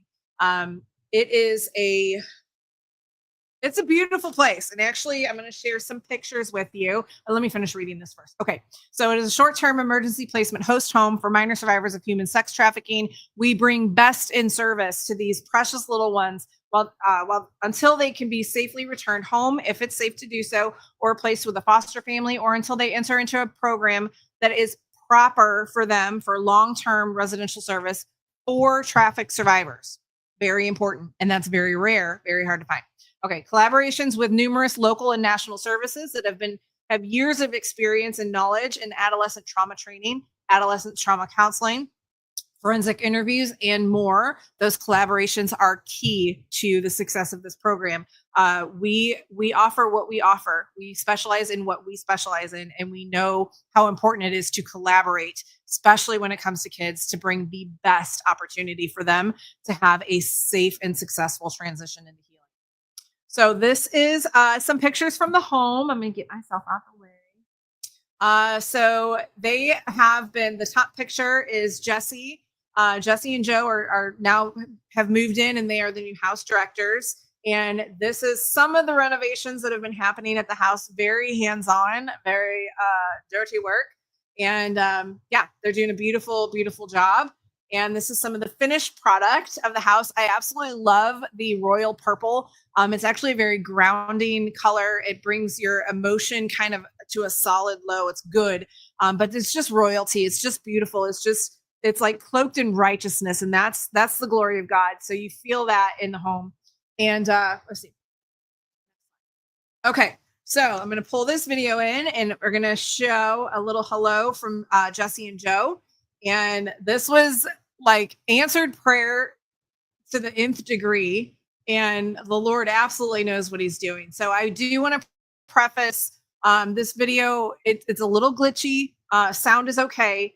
But on the other side, it was a little digital. So that's why I've included their picture so you can actually see who's talking. So.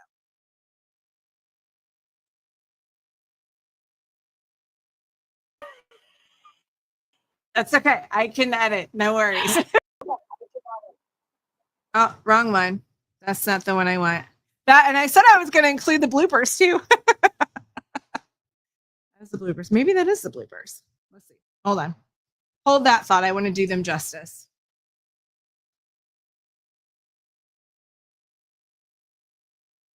I hope I sure didn't save the wrong one. I'll be really mad if I did. Oh, where'd it go? Oh, kids, where is it? Oh, I'm not continuing until I find their video. This is super important. I might have to do a share screen, and if I do that, I might screw everything up. Maybe not. Let's see. Let me go back here. I don't know why it wouldn't be saved, because I shared it to them, so I know it's saved. We're going to find it. We're going to find it. Oh, wait. Oh, here it is. Okay. Oh, gotcha. I pulled it in the wrong spot. That was me trying to be too organized. That just means I'm building up the anticipation of their awesomeness. There, guys. We're almost there. And I'm doing this left-handed. That's kind of hard too.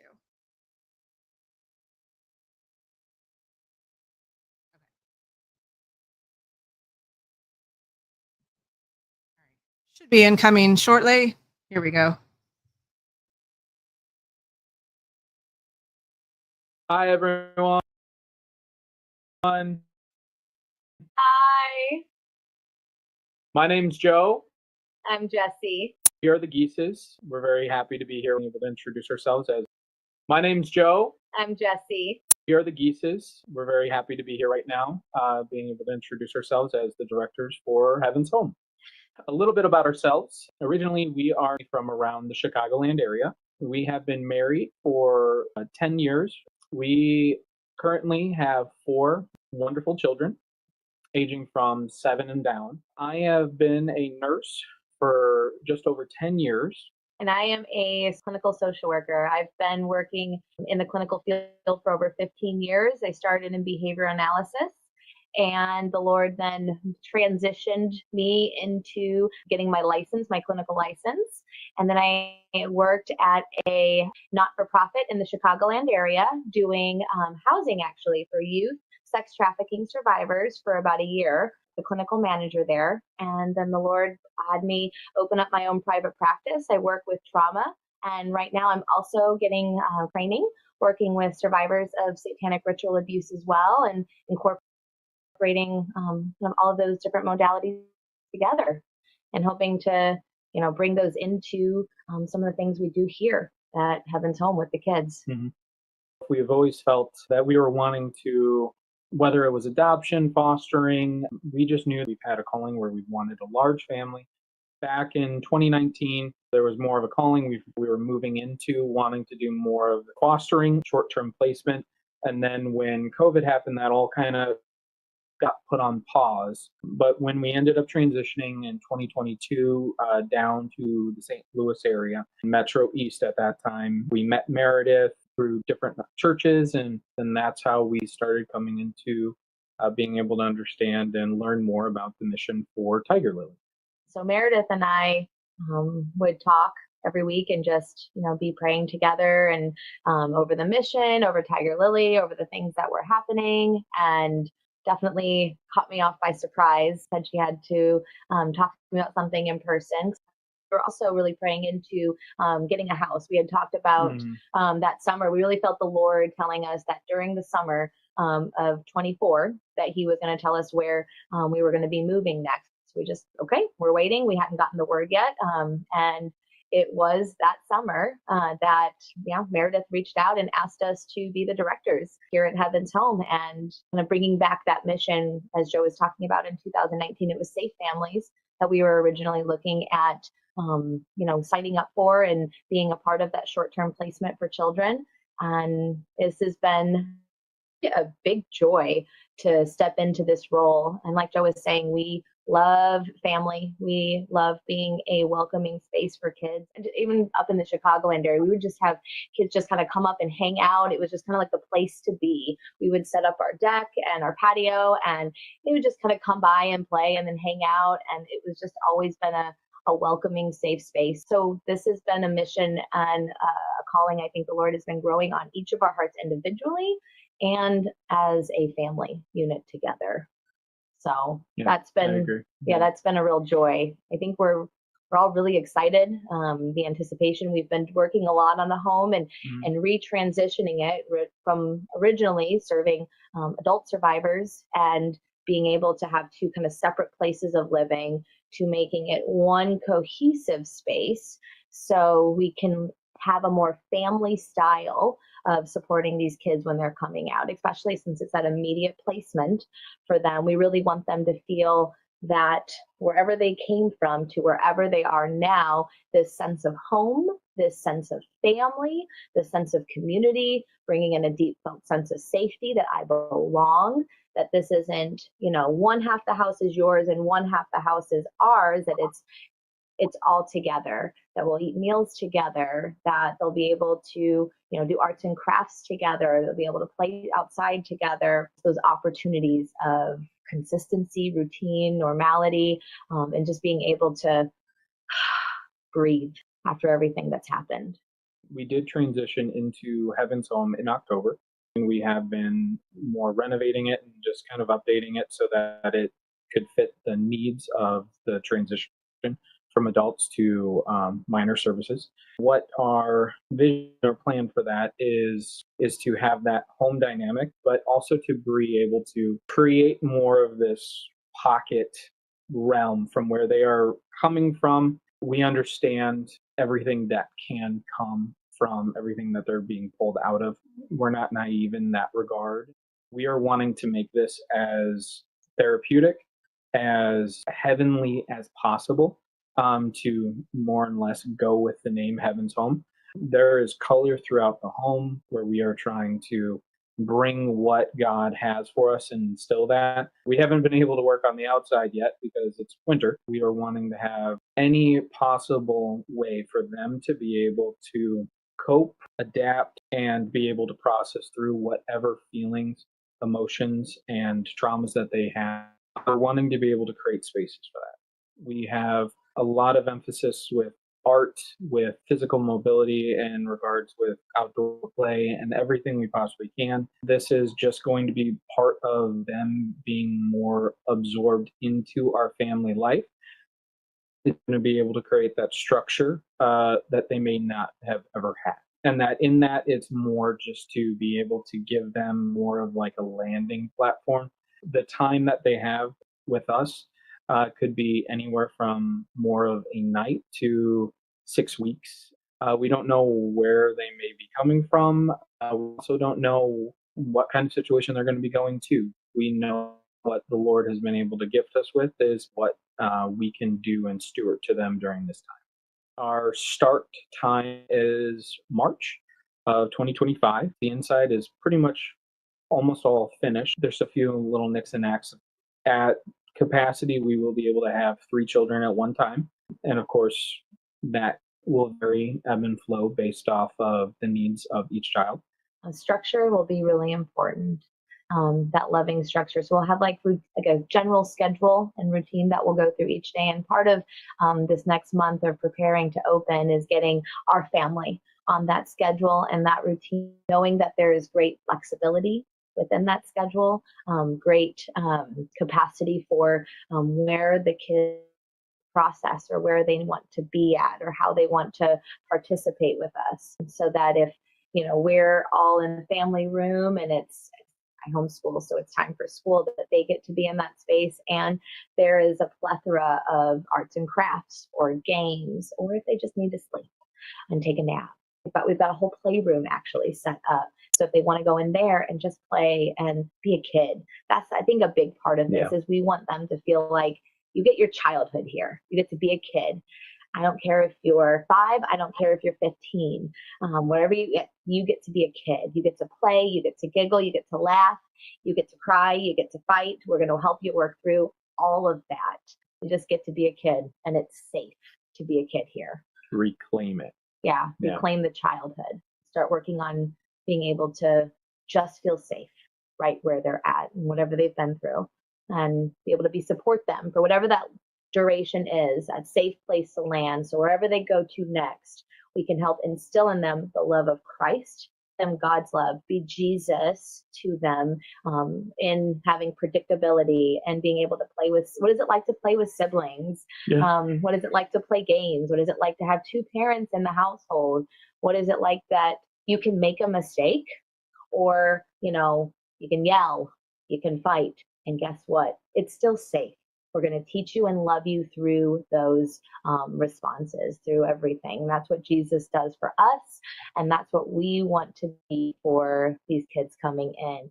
We're not perfect, but we're compassionate and loving them well right where they're at. And then making mistakes is safe, that it's okay to be right where you're at. And that's the love of Christ. That's what he does for us. We would love your continued prayers for us as we're getting all the final touches in the home, that our family and our kids will have ready hearts, ready hands with our schedule and routines, setting up that consistency for them, and just even preparing for the children coming in, getting their hearts, their families, all of their support systems, everything that they'll need for the transition out of where they're coming from, those dark, dark places from the pits of hell, coming out, coming into the safe place, and then being able to go to wherever they will be long term. All of that preparation, and even preparing for all of the workers and everything, the volunteers that'll be supporting this mission and this journey alongside of us. That would be excellent. That would be needed. Prayer for just God's love to be able to pour on our family and also so that it's on these children. We are going to be wanting to have love to be able to break everything that the enemy has done to these children. And then we are praying to just don our armors that God has provided for us, because we are planning to having love come forward, and then also be able to have it where we are taking the sword to the enemy, and we are going to continue advancing to build God's kingdom here on this earth. Just the continued support that you guys can provide through prayer, through time, and for any type of support. We are very grateful, appreciative, and we love each and every one of you. And we're just very excited for this next journey and this next step. And we just want to say thank you. Thank you. Bye.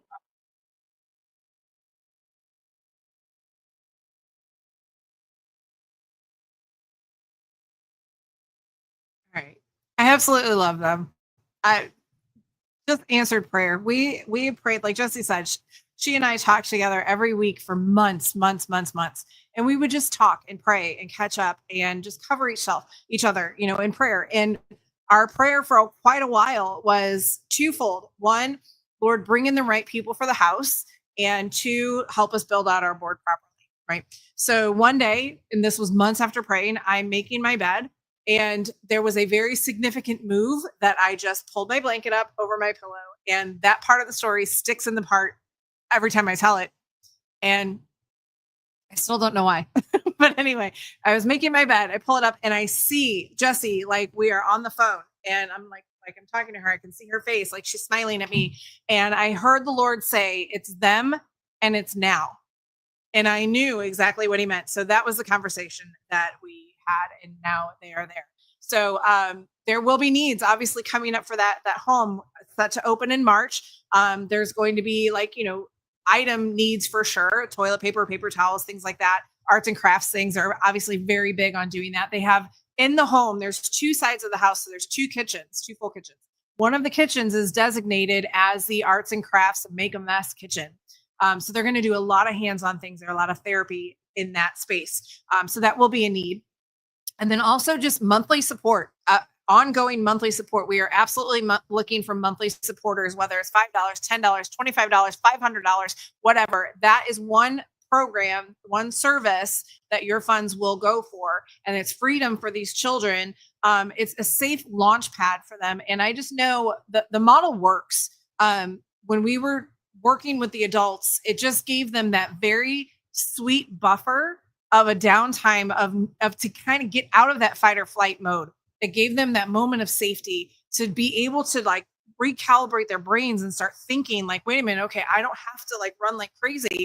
We can start planning. Now, children are going to be a little different, but it's still the same situation. We allow them the time and the space to be in a beautiful, sweet, safe space to help in their success and healing going forward. So that service is just so pivotal in overall health, healing, and wholeness for these kids. So that's one way that you can get on board with what we're doing. Next item, you just met Jesse and Joe. Now I want you to meet David. So David, that is my giant killer. That is our ministry vehicle. David is known around town. And I just have to tell a cool story. There's a reason why I'm telling this, but I got to tell a cool story that just happened just a couple days ago. I was driving down Highway 70, and there is a new presence of unmarked vehicles in the crossovers. Every crossover that there's another unmarked vehicle. They are not looking for speeders. Okay. And there's new cameras that are also set up on the highway that doesn't get you coming, it gets you going. So you can see plates. Again, not looking for speeders. Okay. So I noticed this guy in an SUV, or well, no, well, it was a guy, but he was in an SUV, a K9 SUV. I saw that because I saw when he passed me, but I saw him coming this way and he came through and he came up behind me. But I'm in the, like, there's only 2 lanes in the highway. He's in the fast lane. I'm in the regular lane and I'm going like 63. I know he's not getting me because actually I think the speed limit was like 70, but I'm there and he's behind me, but he's like tailing me. He's not behind me, like directly behind me, but he's not flanking me right behind me. Right. And I'm like, you're reading my window. So my window, if you can see it, it says end human trafficking in America, learn how. And there's a QR code that you can scan it and it'll go into a landing page and get us connected. Right. So he's next to me and I'm thinking in my head, you're checking me out right now. Not like checking me out. He's checking out the details. Right. So he comes up next to me and while he's next to me, I wave, hey, how you doing? And he waves, gives me a little that, and he keeps going, but he doesn't speed up all the way. Now he's just barely in front of me. He turns his lights on, pops his brakes 3 times, waits a minute, turns his lights off and keeps going. I'm like, he just gave me a high five. That guy just totally gave me a high five. So anyway, David makes his mark where he goes. So much so that he's part of the next story. So backstory before I continue. Well, I'll go to the next slide. Okay. Just know it's because of David. Just remember how beautiful he is. All right.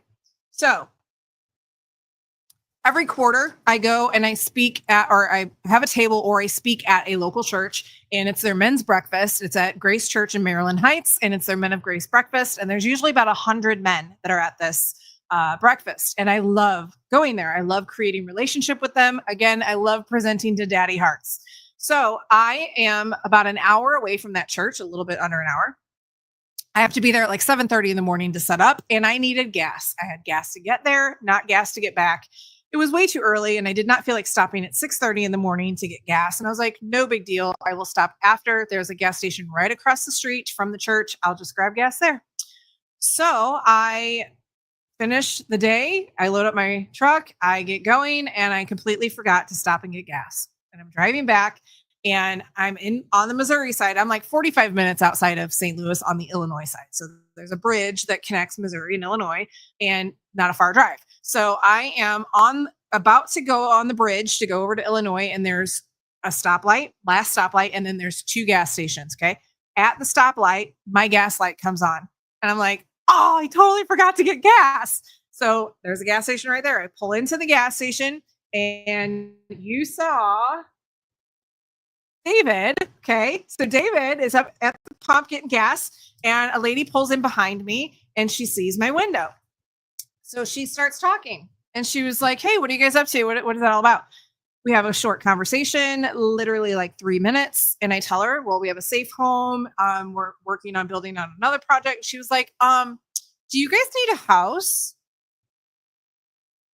And I'm like, I felt Holy Spirit cover my mouth. And he was like, don't you dare say no. So I did not say no. I was like, sure. So she tells me briefly about said property. And she gives me her phone number. And this was on a Saturday morning. She gives me her phone number. She's like, well, if it's of interest, give me a call. And I would love to take you over to see it. So I couldn't stop thinking about it. Monday, I call her. Thursday, we make our way out to see said property. Driving into the grounds. And as soon as I stop my truck and I stand on the ground and I like lost my breath, I felt healing in this space. I could see what was down the road. I could feel it anyway.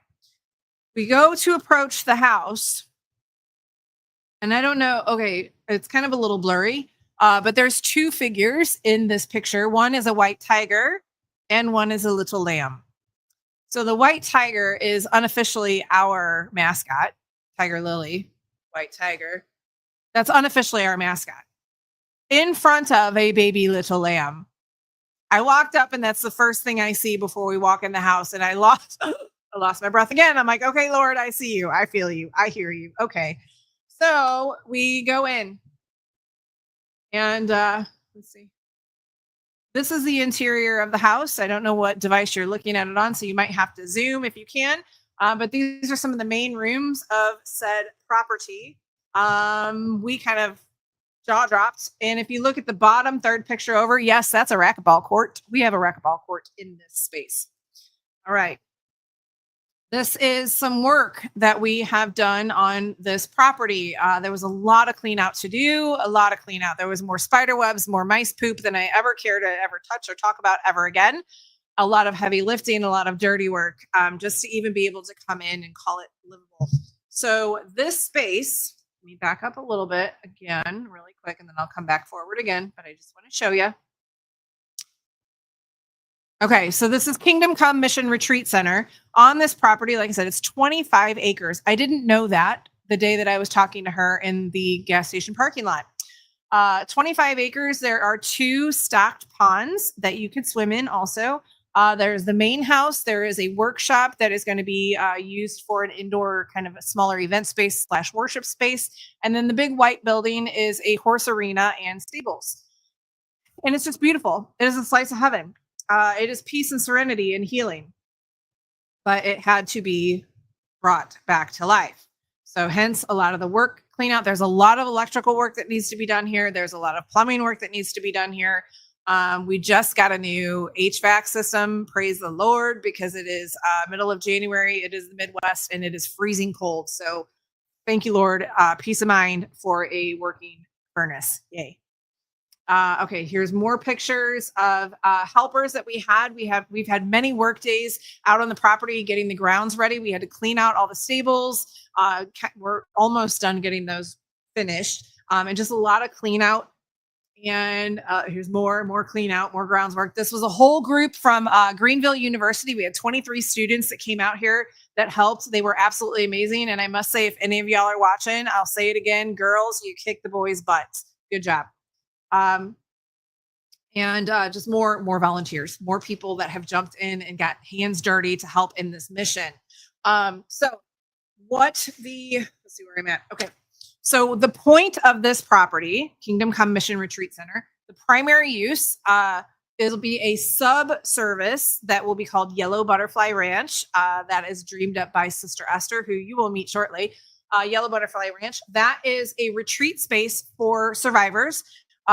Primarily the children that will be coming out of the safe home when they are ready to be reunited with family, if that is safe to do so, if they're going into a foster family, whatever, they have the option, should they choose to, they can come out to the retreat center to basically have their own little Airbnb, right? They can spend time out there in a safe, neutral space to get acclimated together before they go back into life. This won't be a space for like heavy duty trauma work. Just a place to be at peace and just enjoy and breathe. They will go home with some tools. How do you return home with trauma? They'll have some tools, but we will also partner with other organizations and the college that has equestrian therapy to bring the horses in while they're here so they can have a day of just horse love and just be at peace and just be at love. So somebody just asked, so did she give you the property or did you buy it? Well, here's your answer. Here's some finished. Actually, here's some things that were finished. I was most proud of the fireplace. It came out so beautiful. It is warm and cozy, and the stables. Kenny and April really. There are a whole bunch of us, but Kenny did a lot of work on those stables, and they just came out beautiful, and they're almost done. So to answer the question, did she give you the property or did we buy it? We are in a trade right now.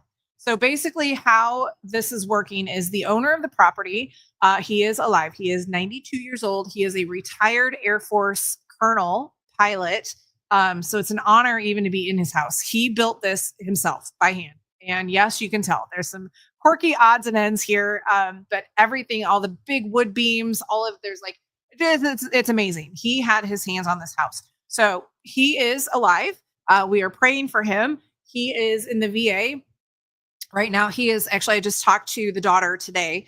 He is body-wise, he's very healthy, but he is struggling from Alzheimer's. So we're praying for him of just comfort and just strength and same, like that deterioration. It's a lot.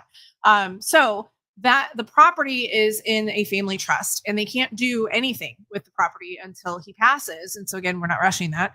But it was dying. And the property was just, it was too much for the daughters to take care of. One lives about 3 hours away, one lives like an hour away.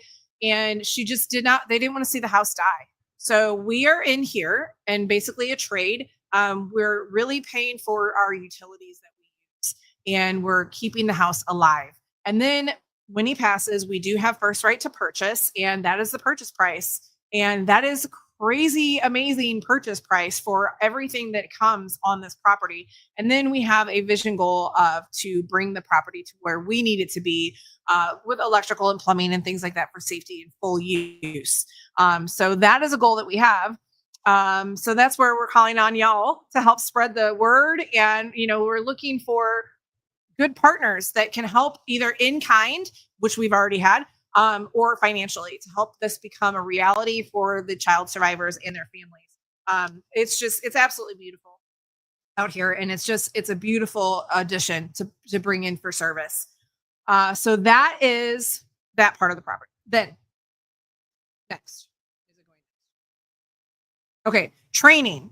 Now, this is part of training, what we're doing right now. Yes, this is an awareness event. Yes, it's a fundraiser, but a lot of you didn't know this information prior to coming on here. So we're training you on what human trafficking looks like in America. But we're also taking it a step further, and we are going to be opening up our national headquarters and training center. And that is going to be in Madison County, Illinois, and Alton, Illinois. That sits right across the bridge between Missouri and Illinois. I know we're so strategically placed smack in the Midwest, so we can spoke out and cast our net and be able to be of service across the country. I know this. So out of that center, we will be, yes, training the community and training other service providers. But we also have a big passion and desire to be able to train other people to do what we're doing. To be able to model and run another Heaven's Home in another place. So we can invite families in that have the call on their heart to step in and be that advocate, be that respite spot to be a host home for Heaven's Home. We'll do trainings there. So it'll be a lot of community engagement and a lot of training will come out of there. And here is some pictures of, I think we're coming up on pictures of here. Okay, so that's the exterior of the building. It's not a fancy pants place. It's probably about 1,500 square feet, but it'll serve us well for what we need. There's a main meeting area in the front with a platform where we can do our teaching and things like that, and then a seating area in the back and just, basic gathering space. And this is some of our work days that we had there. We had, I don't know, the first work day we did, we had like 20 something people just dismantling the entire inside to open it up to where it would serve our purposes. And we had so much fun. It was a dirty day, but it was a blast. And honestly, all of our serve days, no matter how dirty and gross they are, we have so much fun together. It's awesome. So here is the walls have been put up in the front area. And we're going to be moving on to next. We have a lot of electrical work and plumbing work to do. The electrical is going to be exposed. So it's going to be kind of that industrial clean, kind of look. So I'm excited to see that happen. And more of our serve days. That is actually one of my best sidekicks, Melina. She helps all the time. And she and I went and scraped paint off the exterior of the building because it's going to be getting painted. We were hoping to have it painted before it got cold, but that didn't happen. So we'll do that when it warms up again. March. Okay, so here are some of the phase 2 build out needs that we're doing. There is the electrical work. We're putting in a new electric panel and running all new electric. We need an HVAC there also. And plumbing work needs to be done there. Not major. But the total on that to get that phase done is just over 23,000. So that's another way that you can in-kind partner or you can give into that, and hoping to have that up and ready to go springtime. That is the prayer. We need that going. So that is our training. Okay, so a little background on our finances, because people should know this. We're considered a micro organization. We are not big. We have never hit over $100,000 in any year that we've been doing this. And we do a whole lot on a little bit, but the Lord is blessing us with a whole lot. So now that means he's going to be providing for the whole lot. So anyway, I wanted to go back to before COVID so you can kind of see where we were standing at. And honestly, 2020 was our best year because the realities of COVID hadn't quite hit yet. But you can see the substantial drop in 2021. That was when reality hit the world, right, of what was happening. So and that was a year of a lot of censorship. And we actually, our Facebook page in 2021, it was June 16th, 17th, 2021, Facebook totally got shut down. No warning, no nothing. They shut us down and we lost contact with everybody and had to rebuild again. So 2021 was a really hard year for us financially, connection wise. We were basically having to reinvent ourselves to get back in front of people again. And it's just been a steady increase of connection and it's been pretty cool. So I wanted to share that with you. And wanted to share, I'm considered executive director, right? So this is actually the allowance that I've given myself over the years. It's not much. And I do quite fine in my life. The Lord has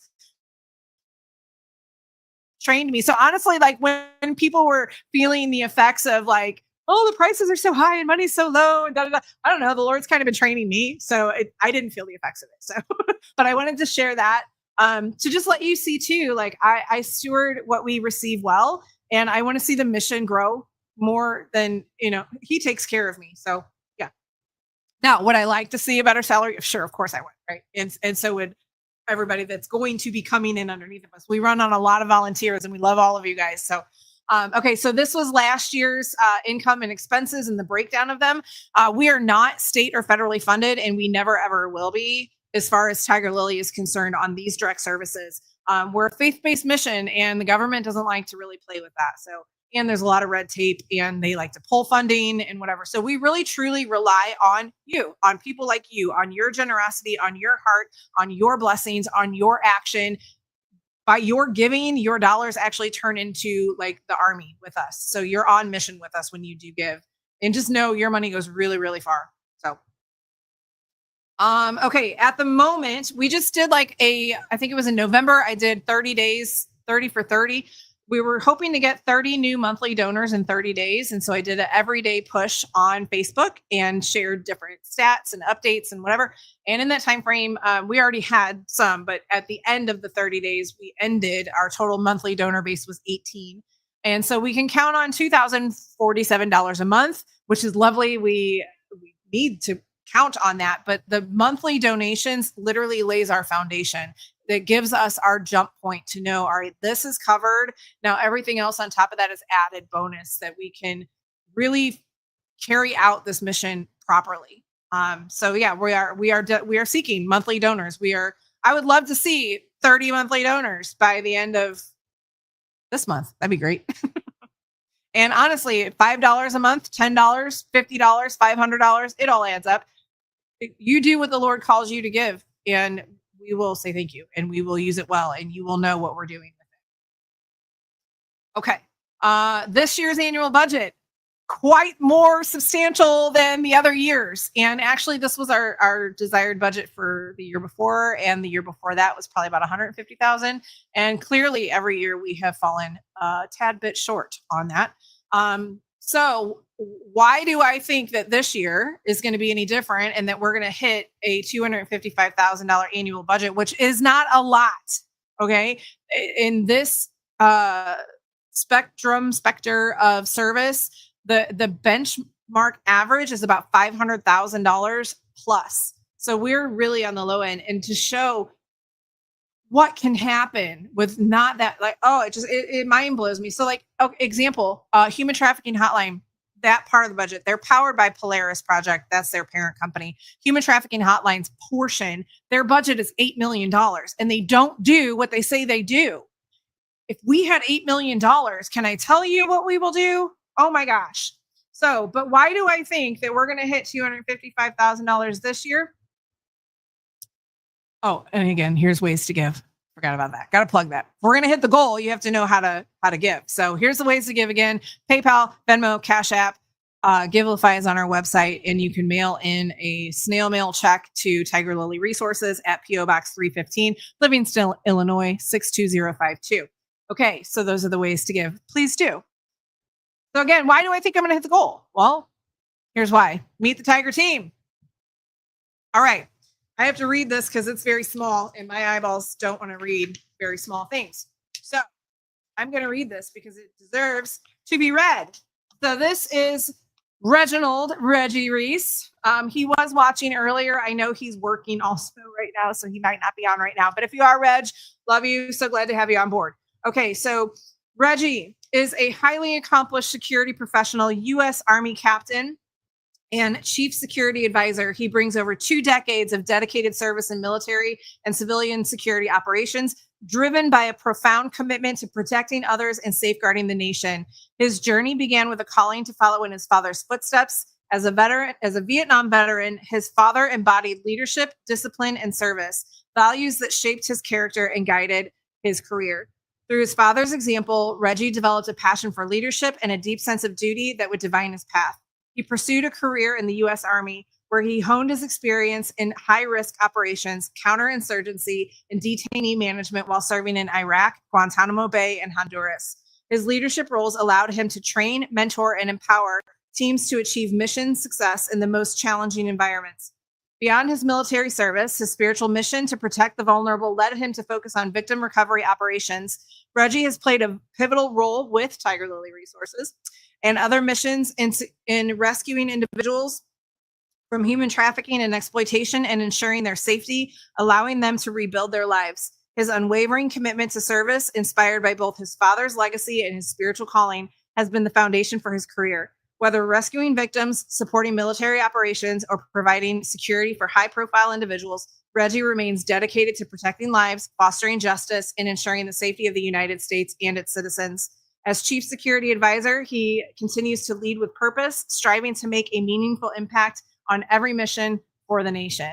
And that is our board vice president. So happy to have him on board. So Reggie and I have actually been working together through Tiger Lily since like 2018. We were like the street team. We would go out and look for, and he is a stellar individual and a person who will always have your back. So awesome to have him as the vice president.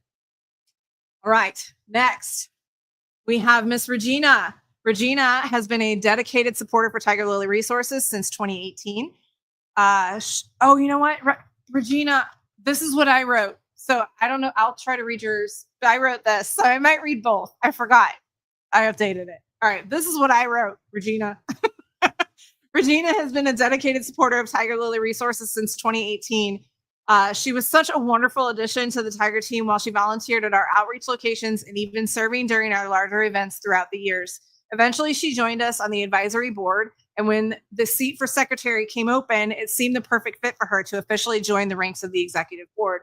Regina's precious heart makes her a joy to be with, and her professional expertise as secretary with the Rockwood School District lends a wealth of insight and attention to detail that is so important to have in this role. It's an honor to have had her with us over the years and prayerfully for many more to come. That's not what's on this slide, though. This is another bio that will go on the website. I can't read that right now. It's too small. So, Regina, love you very much and so glad that you are also on the board. All right, next up, we have Miss Megan Godosic. She is my right-hand gal. She is the one who has come out and done presentations with me. We work together very, very well, and she's actually going to be stepping into another role of strategic communications is what we're going to call that. So Megan, as far as Megan can remember, she has always wanted to help and rescue people. When she gave her heart to God, she realized he put that deep in her soul for such a time as this. It wasn't until it hit close to home that she realized how passionate she was about this mission. Until she takes her last breath, Megan will intercede and fight until sex trafficking ends. Her desire to disciple, love, and nurture survivors into their identity in Christ. Megan, love you, girl. You are such a pivotal part of this mission, and I absolutely am looking forward to everything that the Lord has coming up this year. So get ready, girl.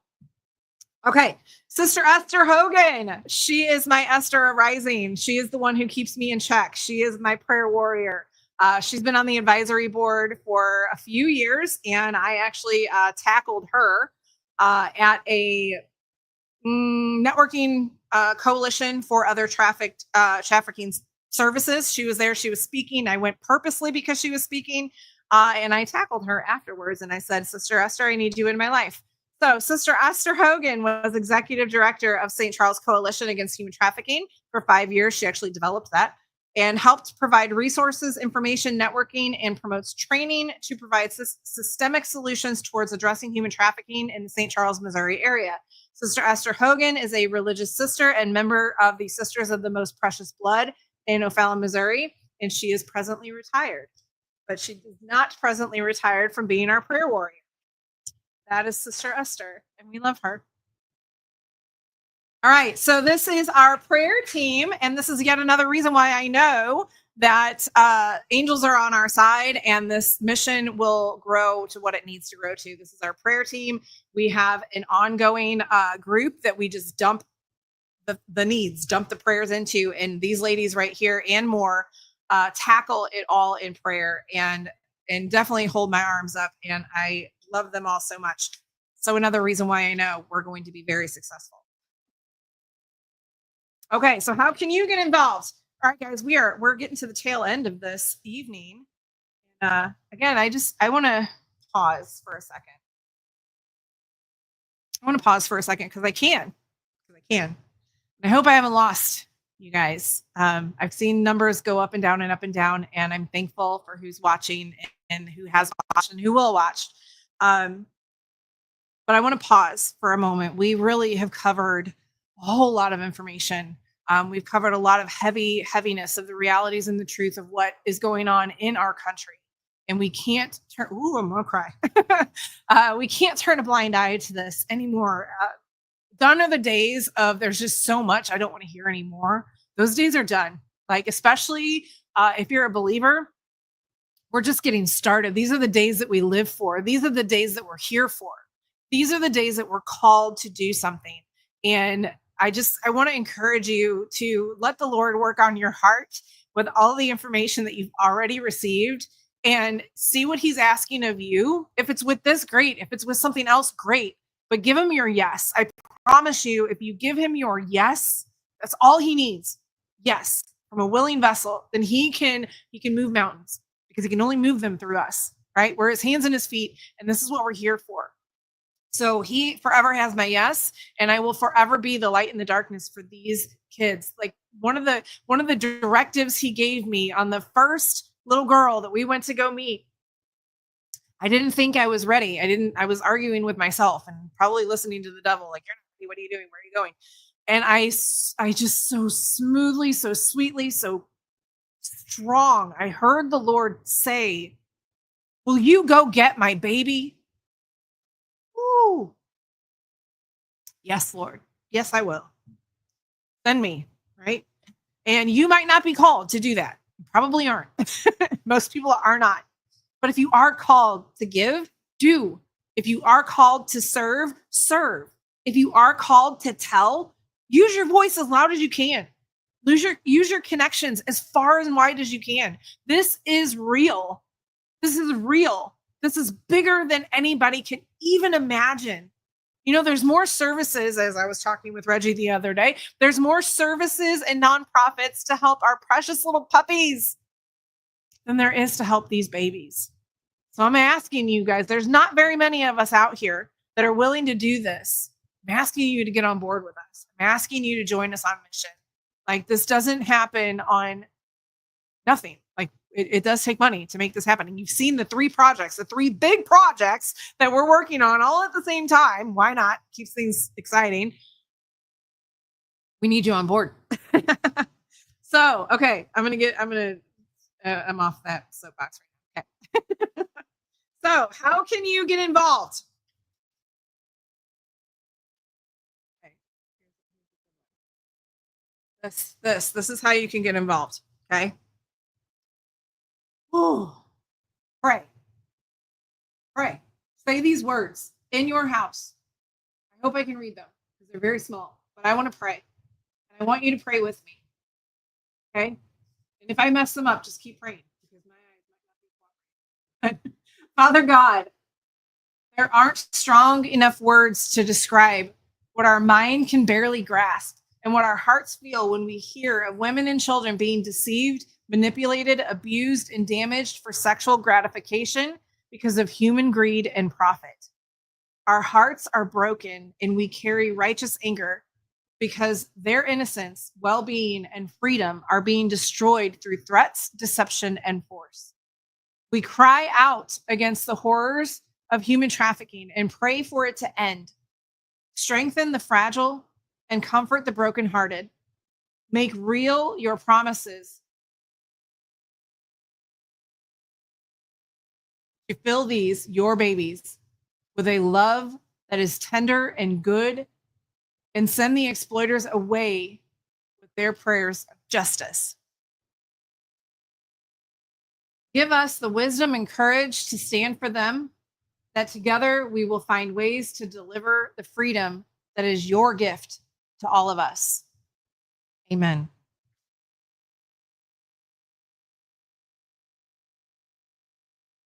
Okay. That's a powerful way. Screenshot that. Say it often. All right. You can also text the word Tiger Lily to 84576. That gets us directly connected, because gone are the days that Facebook will shut us down and disconnect us from everybody. That gets us directly connected, and we will send you messages right to your phone of things that are happening, volunteer opportunities, new kiddos that are coming in the house that have needs, whatever. It comes directly from me to you, and it's not spam, and I don't do it often, but it definitely gives you in the direct no. That is definitely a way that you can get involved. Okay. Tell everyone about us. We need the word out. We need the word out far and wide. Who we are, what we're doing. Tell everyone. You can follow us on all of our social media. Typically, our handle is Tiger Lily Resources USA. I will give a preface: if you're on Facebook and you're looking and you find Tiger Lily Resources STL, that is the one that was shut down. And you'll look at the date. The last time I touched it was like 21. So Tiger Lily Resources USA is how you can like and follow us and stay up on all of the daily shenanigans that happen in this. I do try to have fun. We do have fun. Even in this dark, heavy stuff, we do have fun. Okay. And again, fundraiser. It's a fundraiser. You can give now. Let's see if we've had any new. No, we have not had any new donations come in. We've had the one that have come in. Thank you to the one. All we need is one, right? He goes after the one, and that one will multiply. So thank you for that. But yeah, there are real people being trafficked in America, not over there, right here. So save lives, become a monthly donor. That is our call. Donor. Again, the ways to give: PayPal, Venmo, Cash App, TigerLilyResources.org, snail mail, P.O. Box 315, Livingston, Illinois, 62058. How do we end human trafficking in America?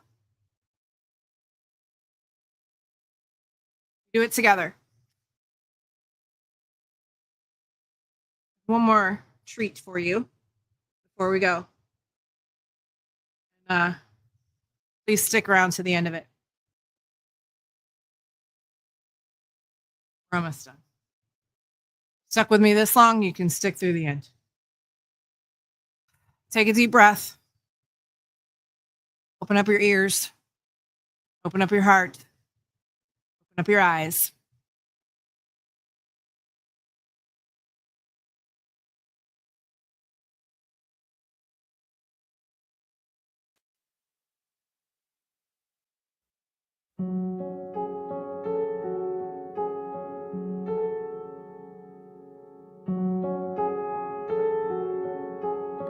Hello, darkness, my old friend. I've come to talk with you again. Because a vision softly creeping left its seeds while I was sleeping.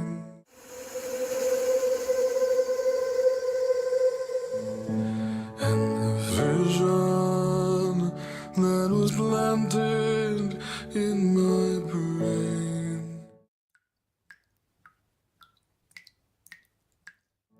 still remains within the sound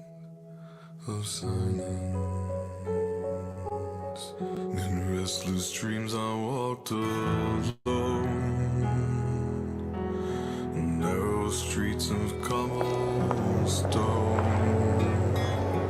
neath the halo of a street lamp, when my eyes were stabbed by the flash of a neon light that split the night and touched the sound of silence. And in the naked light I saw 10,000 people, maybe more. People talking without speaking. People hearing without listening. Oh God, the police. How you guys doing? How quickly do And no one dared disturb the sound of silence. Fool said I, you do not know. Silence like a cancer grows. Hear my words and I might teach you. Take my arms and I might reach you. But my words, like silent raindrops, fell and echoed in the wells of silence. And the people bowed and prayed to the neon god they made. And the sign flashed out its warning, and the words that it was forming whispered in the sound of silence.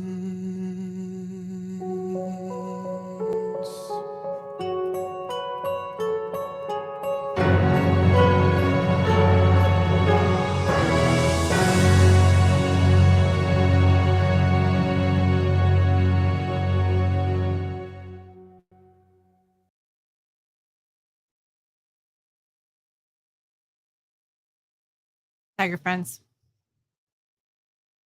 thank you for joining us tonight. I hope that you're forever changed. Please share this far and wide. Disturb the silence.